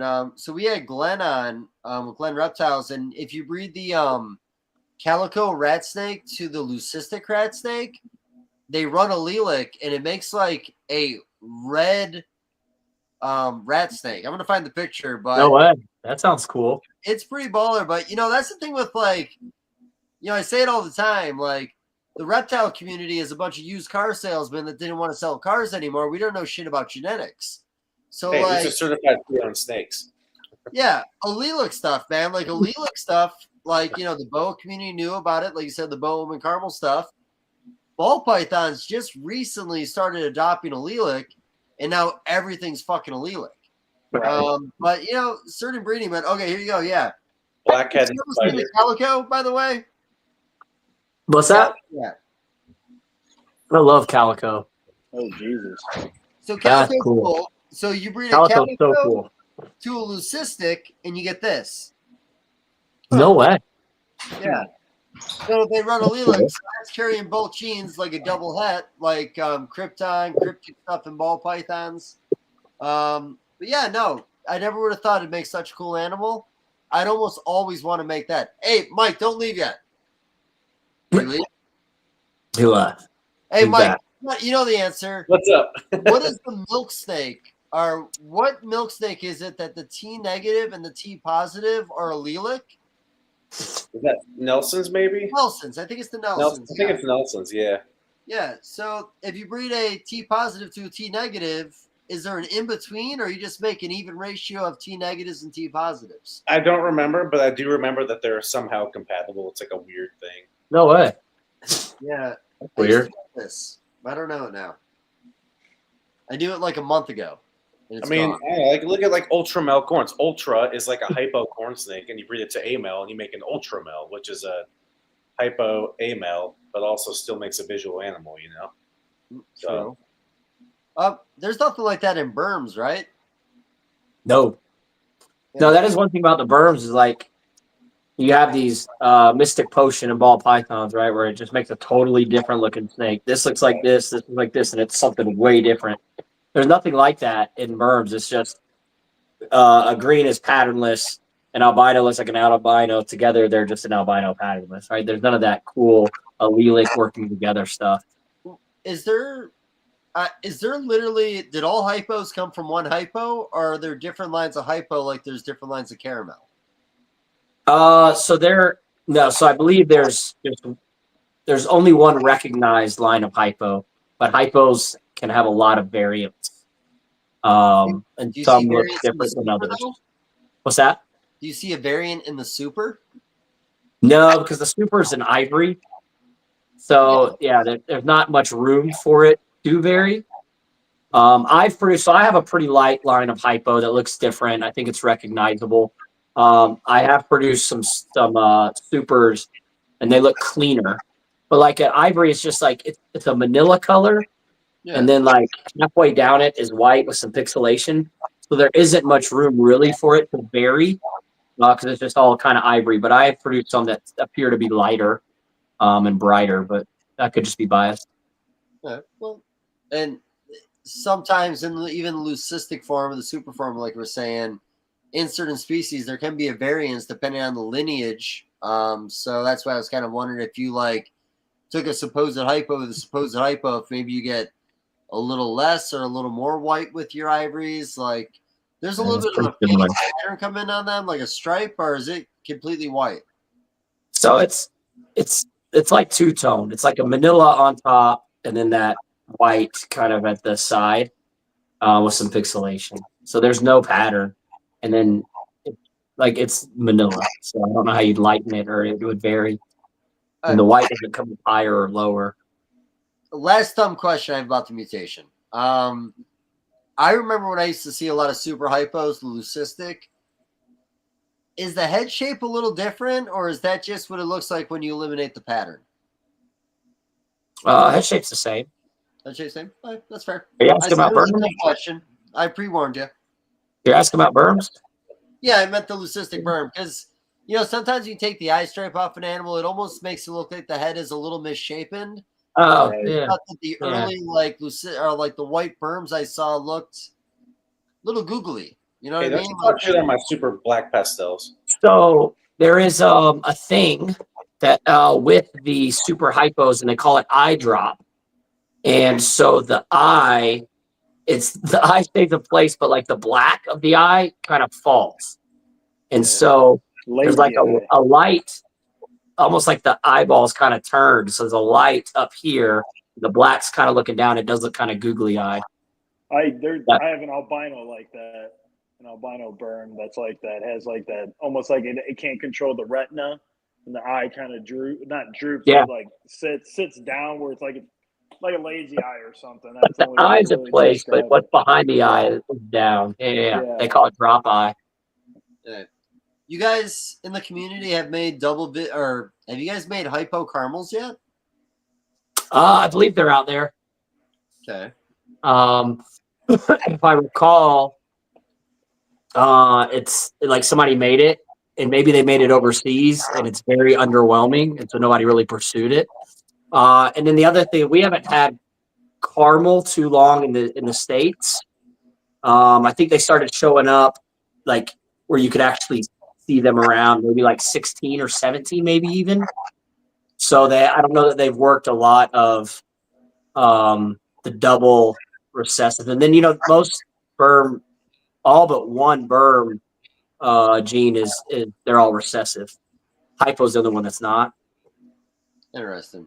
So yeah. What about how much do you follow any of the what would it be like I don't know the Southeast Asian burm morphs? I remember years ago they had like a list where they had like pinstripe burms, all kinds of smoke, all kinds of crazy stuff, wild stuff. But then you don't ever see it. Yeah. Like you have this, there's like a YouTube video that had them in alphabetical order. It is a long ass video because there's so many morphs. But then you never really see much more of it. Yeah, that thing. Oh, man. Yeah, there's some really neat stuff. I forgot what it looked like. You need to send me those again. Yeah, I'll send them all to you, man. I told you, man. I got them ready to go on my phone. I've got Burmese python morphs like crazy, man. Oh, thank God these aren't in the States. Fader? Yeah, I don't even remember the Fader. What the fuck was the Fader? I would end up getting more burns. Hey, Fader was allegedly here at one point. Fader just looks like I guess they died. Yeah, pinstripe. Oh man, look at those fucking pinstripes. Cinnamon. Yeah, pinstripe's cool. Yeah, pinstripe's pretty baller. I like the champagne. Champagne. There's a lot of champagne here now. I just saw a litter or clutch the other day of those. From my understanding, didn't that originate in Proxy, the dwarf burms?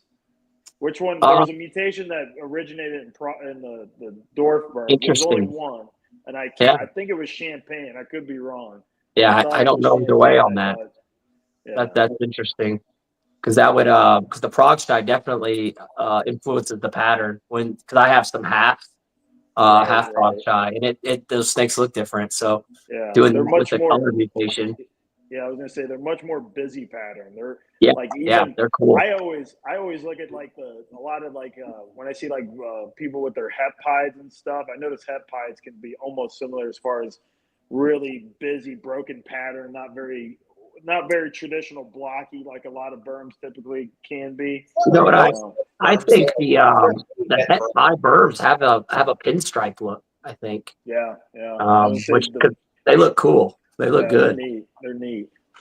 Because I feel like I've picked up a lot of burms over the years that were like, oh, this is a possible het for like these three genes, and they're always crazy looking. Like I feel like the hets usually mess with the pattern, right? So like burms have a reputation or whatever you may call it.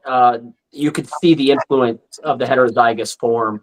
And it was heavily discounted. Like it's just het. So like one thing I work with is the thing called that once upon a time was called leopard. And it's carrying it's heterozygous for green, but it spreads out the pattern, reduces the pattern, makes it very circular. And so my thought process of the birds was like, that thing looks awesome. So why don't we utilize that? Why don't we use that instead of trying to make a patternless snake? Let's do some cool stuff with that. And I caught a ton of flack for it because I was using the leopard term, and everybody's like, well, it's just het green. And I would say, well, it may be het green, but it's not just het green. Look at it. The thing looks different.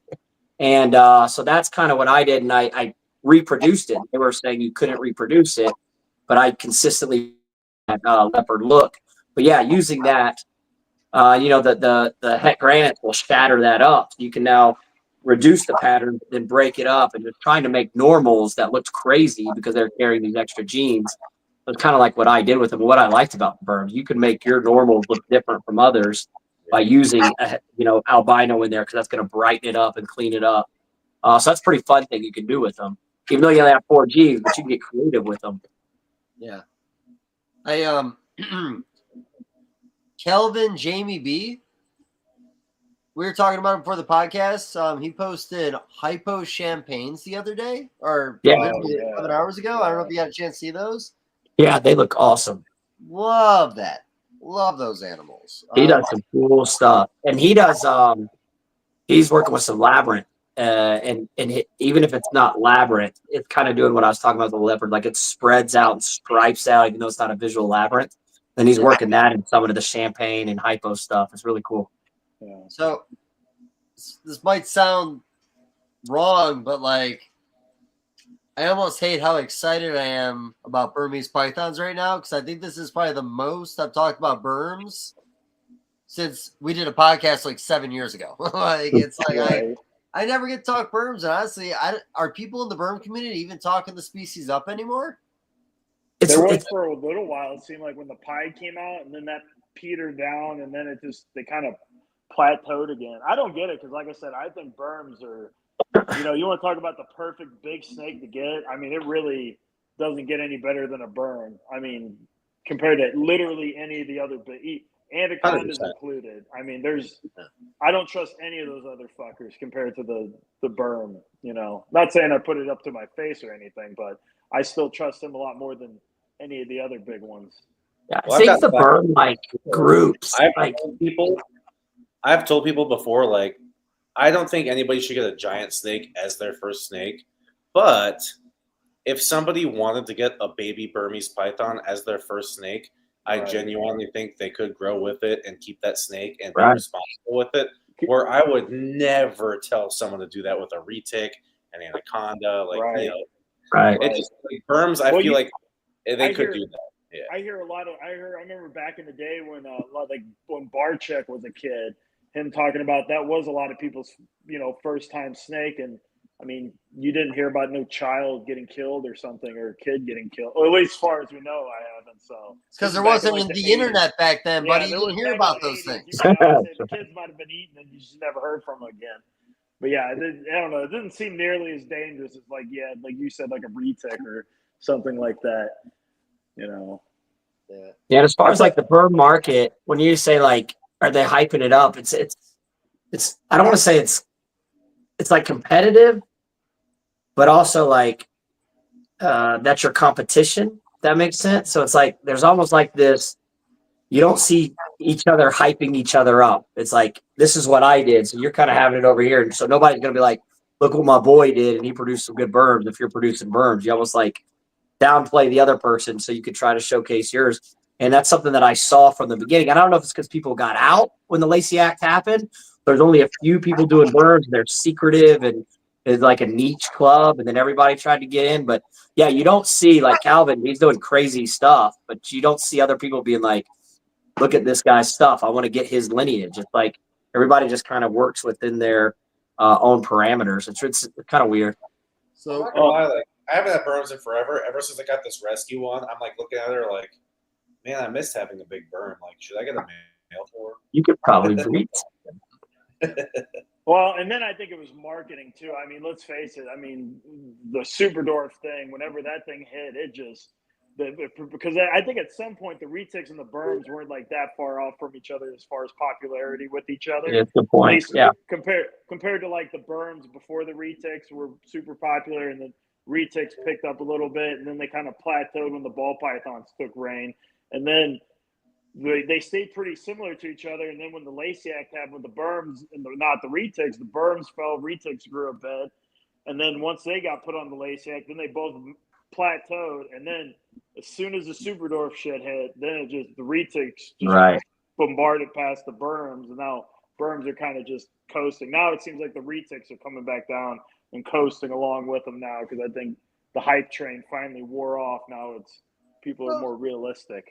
I don't know if the hype train is worn off yet, man. I talked to a lot of people that still talk up to dwarf retic projects. A lot of ball python guys I know invest in dwarf retics. I mean, look at Garrett. Quite over yet. He's selling the shit out of super dwarfs, but yeah. And we're talking about like the burm market. So what killed the burm market after the Lacey Act? The fact that every single Burmese python breeder moved to Texas and then had to compete against every single Burmese python breeder. Right. If you hung it out in your state, a lot of these guys, like you said, did just fine, but a lot of guys panicked and moved their collections down there because that was where their biggest customer base was. and then it was too competitive, and I think that's what put a lot of guys out of business. Right. Well, I know when I produced hypos, is before the Lacey Act. In Maryland, they were selling for like $300. I was selling mine for $750 and $800 at the same exact time, and like couldn't keep them because nobody was breeding them here. And Keith had been doing really well up there, and I think there's some other guys up there breeding. So hypos have been around and plentiful. Whereas like I produced hypos and they weren't available. So for like a couple of years, I was able to sell them very high. Well, and then like certain states like LA or California and all that, you were still able to export the burms out, right? Like, isn't that what Jay and them would do? Who's exporting up, but you know, I didn't know you some could do people it. I have don't those. think you could And do that. Bob was doing it too. You know, Bob Yeah. was exporting all those burms out and retail. They were just doing it illegally so that they could catch that lawsuit so they could fight it in court, which is what Bob did. He actually won. So Right. Oh, really? yeah, no, Bob just kept shipping them until they sued him or brought them to whatever, and then he actually won that court case. So that was like a big ending. Okay. That's so, like, baller. Bob, but he fucking crushed the Lacey Act, so good for him. That's cool. You know, like you know, going into COVID, a lot of people didn't breed really hard because they thought the market was gonna go to shit because of COVID, and it ended up being our best market ever. Yeah. Well, Burmese Python guys, same thing. Like, how could you have predicted, you know, through the whole Lacey Act that if you just stuck to it, you might actually make more money breeding in your state than you would have breeding throughout the entire United States? I made a fuckload of money in Pennsylvania because I had a bunch of albino labyrinths up there, and I was like one of the only people in Pennsylvania with albino labyrinths during the Lacey Act. Yeah. They're cleaning up. Yeah. I was selling those fuckers for like $500 a piece, which I mean, they're probably back there now. Honestly, it's weird. Yeah, I think that's what they are. Yeah, that'd be a good price on one actually. Because they were probably like $150 or $250 before that. Then I was selling like $500 a piece, and then nowadays, now that nobody's really breeding much anymore, here they are back to like, now albino labyrinth's probably what, $450, $500 these days. I bet it's $500 all day. Anything labyrinth, because there's not a ton of labyrinth out there. Labyrinth sells very high, very well. You know, it's really fun about your community. You have 4 genes, but you know, you breed the green albinos, dog shit, buddy. Green albinos, the biggest waste of time in Burmese pythons. Oh, for sure. Yeah. For sure. And by the way, I just had one out, an hour ago? Thanks, man. Yeah. That's cool, man. Appreciate it's just a pet. It doesn't matter. It's a beautiful pet. Stick to those albino but no, I labyrinths. agree 100%. Yeah. But as a baby, when you have a baby animal on your table and it's completely patternless, it's kind of yellow, a normal albino next to it looks 1,000 times better. Well, they like those albino burms, they're like orange, man. They're crazy when they're babies. They don't hold it. But... Beautiful. Yeah, I remember. It made me overlook all the mites on it, and I brought it into my collection right off the bat because I didn't know better. Oh man. So my question for you, Matt, is do you ever plan on leaving Georgia now because of the whole law thing, just so you can do burms again or breed burms? Nah, so I could they're grandfathered in. I had to register my burms, and they have to have a chip. No, I'll just let it take its course. Okay. But this is a nice albino. This is a year and a half old in a V18. Yeah. Love the species. Honestly, I think being in the car with you for 3 hours or 3 days in a row didn't help either. It's just, you know, I talk a lot of shit about the big species, but it's just because the big species have been very mismanaged. Yes. Like, the worst stories in the hobby are venomous keepers and big snake keepers, to be honest with you. Yeah, because and they're the ones in the news all the time. The worst people are the ones in the news all the time. Yeah. For now. They just want a big snake. Well, you don't see Stimson's python keepers in the news, so you know. No. Right. People don't know what that roadkill is when they go past it. They have no idea what they're looking at. But I'll be honest. I mean, did you guys see the post this past week? I think it was like a caramel ball python roadkill or some shit like that. Oh, no. I saw it. It was like flattened on the road. I saw that. Yeah. Yeah.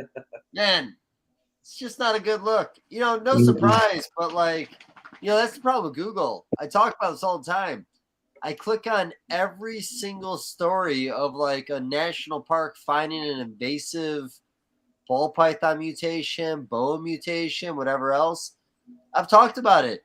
I think I can say this. Somebody in Australia a decade ago sent me pictures of albino corn snakes they were finding in the wild there. Oh yeah. There's an actual population that's thriving there. Yeah. Oh, wow. Yeah. I mean, I can't tell you how many Australian animal relocators in Queensland is where the most of them are, and they'll find where Queensland is, you should be finding coastal carpets, and that should be about it with the carpets. But they're finding albino Darwins, regular Darwins, Brettles pythons, released pets essentially. And I'm like, God, as regulated as Australia is, and they still have that problem. So I hear you can find a lot of cool corn snake morphs down by Rich Zakowski's property in Florida. I don't even know who that is. All right, hey William, we're gonna wrap it up because we're at 3 hours. I got a William question. Oh Jesus, what I do now? No, not you, but just because let's keep the ball rolling. The albino Darwin carpet python, original animal, I think ended up in Germany, was bred for years, and I heard a rumor that founding animal eventually made its way back to Australia to the zoo it may have been taken from. Let's say, is that true? Actually, I never heard anything about that. I've heard of mutations getting back to Australia, like the Jag originated in the U.S. and magically ended up in Australia. The granite was a Papuan carpet, and it ended up in Australia. And then the stonewash, I believe, originated in the U.S. and then wound up in Australia. So it's weird. A lot of times these mutations, if they start in the U.S., a lot of times they end up right back into Australia one way or the other. Well, I'll tell you that black Woma morph I have that still haven't quite. Yeah. I've bred it twice and I've reproduced it twice with different animals. I'm trying to do it the third time before I say anything about it as far as being proven. But my original animal was purchased before the Australians caught their wild caught original animal that has the same morph. So I don't know how that happened. Random thing, whatever. But because I was talking to a couple of these Australians that had a similar animal, they call it a hose pipe, and it looks identical. It's probably the same genetic mutation, but the guy I was talking to was like, yeah, the original one was captured in 2019, and I was like, oh fuck, my male's in 2016, purchased at Tinley. So I don't know, because I originally thought maybe I somehow acquired some animal that had made its way over here or whatever. And I was going to keep it quiet, but it's okay, clearly, if their original animal was captured in 2019, then I don't really have to worry about that because this was purchased in Tinley in 2016. So, I still have to see if it actually does do the same thing because there's a super form in Australia. Mine, I've only produced single genes so far, but we'll see. Another example is, so in Australia, you only get the southern green python. But you'll find Beox, you'll find Uterensis or the northerns, Poulter, which is the northwestern green python. You'll find all those species and then the hybrids of them all in Australia. Right. And I've seen people blatantly label them on their page as Beox, pure Beox green python. And it's apparently the Australian, they just don't recognize them as separate species still. It was the same thing with Florida with scrub pythons. It took almost a decade for them to recognize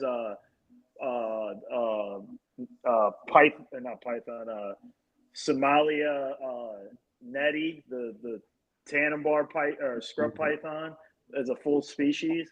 So sometimes a lot of these fish and wildlife or the government just is slow on recognizing, or they just don't give a shit after a while. They go, they're both green or they both look like something, so we just don't care. Right. I feel like we send a lot of incriminating things. Florida used to let you send ornate Niles down there because they were not the same as a Nile. And then Florida randomly decided that the only place in the entire world where the ornate Nile is the same as the regular Nile is Florida. So you can't do that anymore. Right. It's like They've got whenever they ban. It's taxonomy like there. whenever they ban species that had never been in herpetoculture, anyways. Like the other two green or the other two anaconda species yeah. that The nobody's Pygmy ever anaconda. had. Yeah, but we'll ban them anyways. You know. Well, Yeah. I've heard they do that as they get their foot in the door as like precedent that we Yeah. can ban something because nobody's gonna throw a fuss about it because they're like, whatever, ban it. Nobody has that. And then they could come back and ban the good stuff because look, you let us ban this, so now we should be able to ban this. Right. It's like a scapegoat. We're gonna sneak in that way. Right. Yeah. So, do you think we'll be able to retire being reptile breeders, or do you think this hobby's going to be over before we can retire? I'm taking a lot of photographs for work right now. Because you're good at your job, buddy. Here's the thing. I think as long as I've been in the hobby, I've lived in fear because as long as I've been in the hobby, there was the Lacey Act. Like all those moments, I feel like I can look back at everything minus like the first like 3 years. I feel like I've lived in fear my entire career as being a reptile breeder. So there's a part of me that thinks I've got another 30, 40, 50 years left. Everything's going to be fine. But because I started in fear, I'm always scared. So I don't know, man. Like maybe we lose it all. Maybe we don't.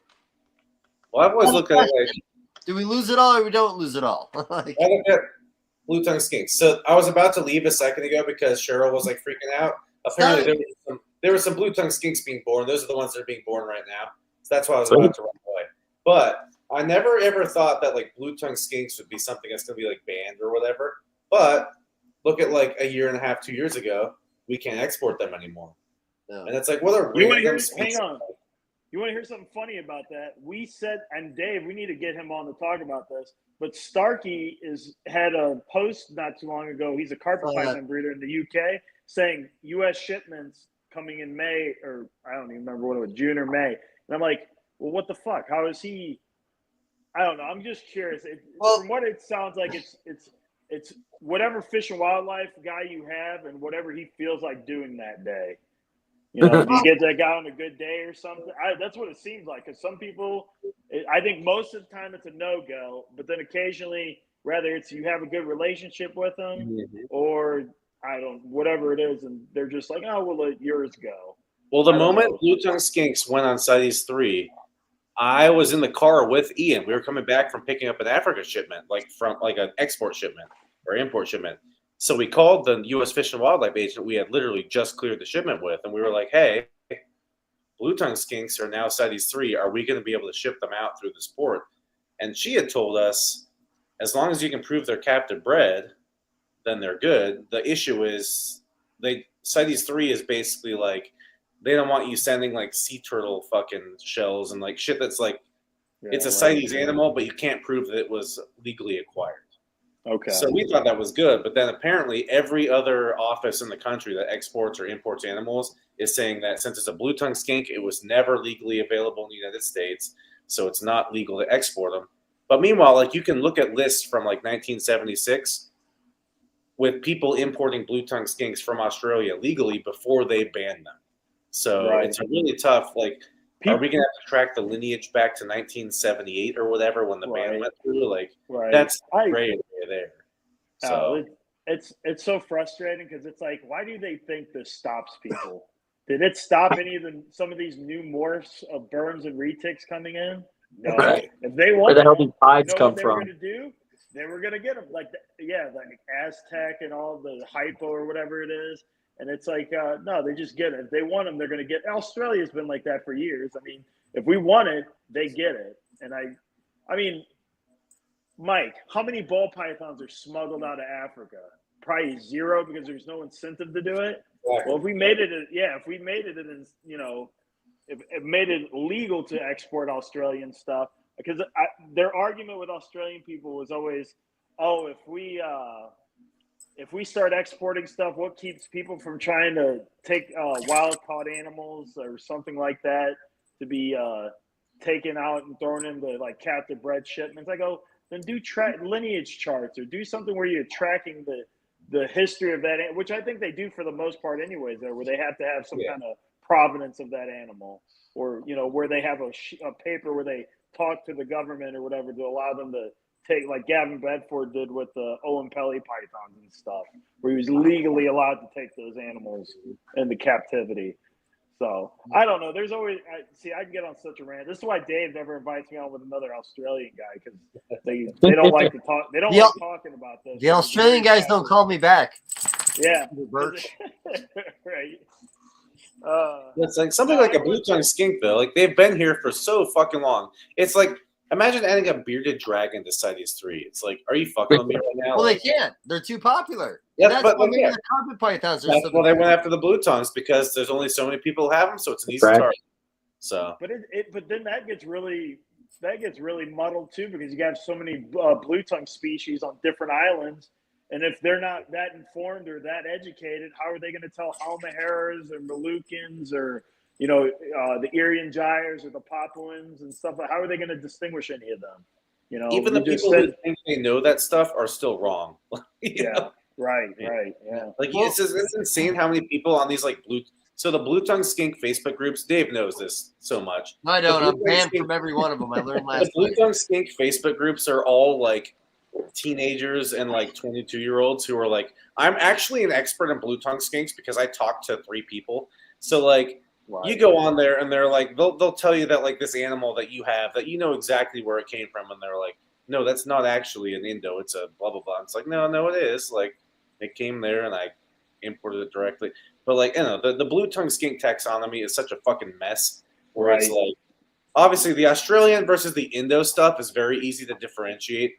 But it's like the amount of Halmaheras I see sold as Marukis here in the States, it's insane. Like just like simple shit like that.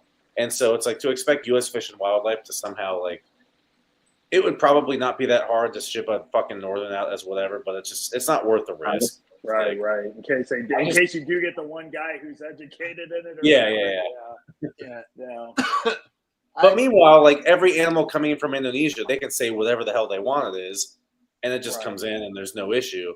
But the moment I want to send so like we used to send a lot of northern blue tongue skinks to either like China and Korea, and like now we can't do that because of that CITES 3 thing. It just sucks, because that was a big market. But I'm sure it's really saving Australia because we can't send a northern blue tongue skink to China now. If I'm not mistaken, I think Japan they were smuggling the most shinglebacks or something, like 800 or something a year or something like that. Just shinglebacks. I don't know about the other groups in that complex or anything. And I'm just like, what are you saving? Well, what I had heard I think one of the reasons that some of these Asian countries are able to do that, they don't have fish and wildlife.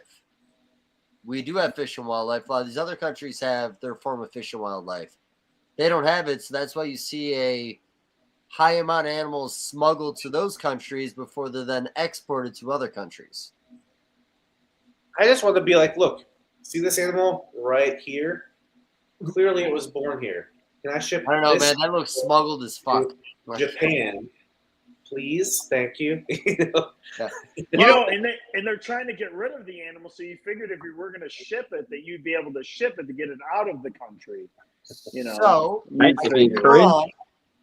I hear that because Australia is struggling so much to stop things from being smuggled out, other countries are working with Australia with these new restrictions to deter struggling or to stop smuggling in a sense or slow it down. That's where I think that new group in the UK, what is it? The research and reptiles and research or whatever. Did we do a podcast with them? Yeah, you did a podcast with them. Come on. I showed up like an hour and a half late, right? Yeah, you showed up. Yeah. I don't remember anything about that. I think someone like him would be pretty valuable to have, where they can get like studies of, I don't know, some of the most imported animals, probably some of your West African species, whether you're talking Niles, savannas, and balls, and then compare that to the smuggled animals and just, I don't know, use some kind of study to prove that, just because you crack down harder on something doesn't mean it's going to stop it. No. Make it, I don't know. I think it's just, they're just getting ridiculous. I don't know. Well, it's going to get. I'm just gonna say what Matt's face is saying, everybody. I don't support smuggling of any kind. Yeah. Am I sad that there's certain things that are restricted now that may stop a species I've worked with for years to be that relevant? It's a bummer, but it is what it is. But there's a lot of ways to make money on the up and up just working with animals that are legal, that you should have to fuck with anything that isn't. People that choose to go that route, they always get busted eventually, man. It's inevitable. Everybody gets busted eventually if you're fucking around. Yep. But it doesn't stop them. They'll just keep doing it. They'll be the new Tom Crutchfields that come up that, have a wild hair up their ass and want to, whatever species it is. That was a different time though, man. No, they're still they're still trying. And clearly they're still successful with it. I've heard stories about where if you're able to time the boats that go across the oceans in Australia, if you can just time it right, you can just take a boat to a different island and no one in the. I know I shouldn't be divulging all this probably on camera, but it's just. Well, they're going to catch you on your next trip now. Yeah. Very incriminating, buddy. Very incriminating. You know way too much about this. I didn't even know there were boats. Right. Otherwise, what would stop people from going from like the Cape York and just going straight up to New Guinea? Yeah, I'm just saying.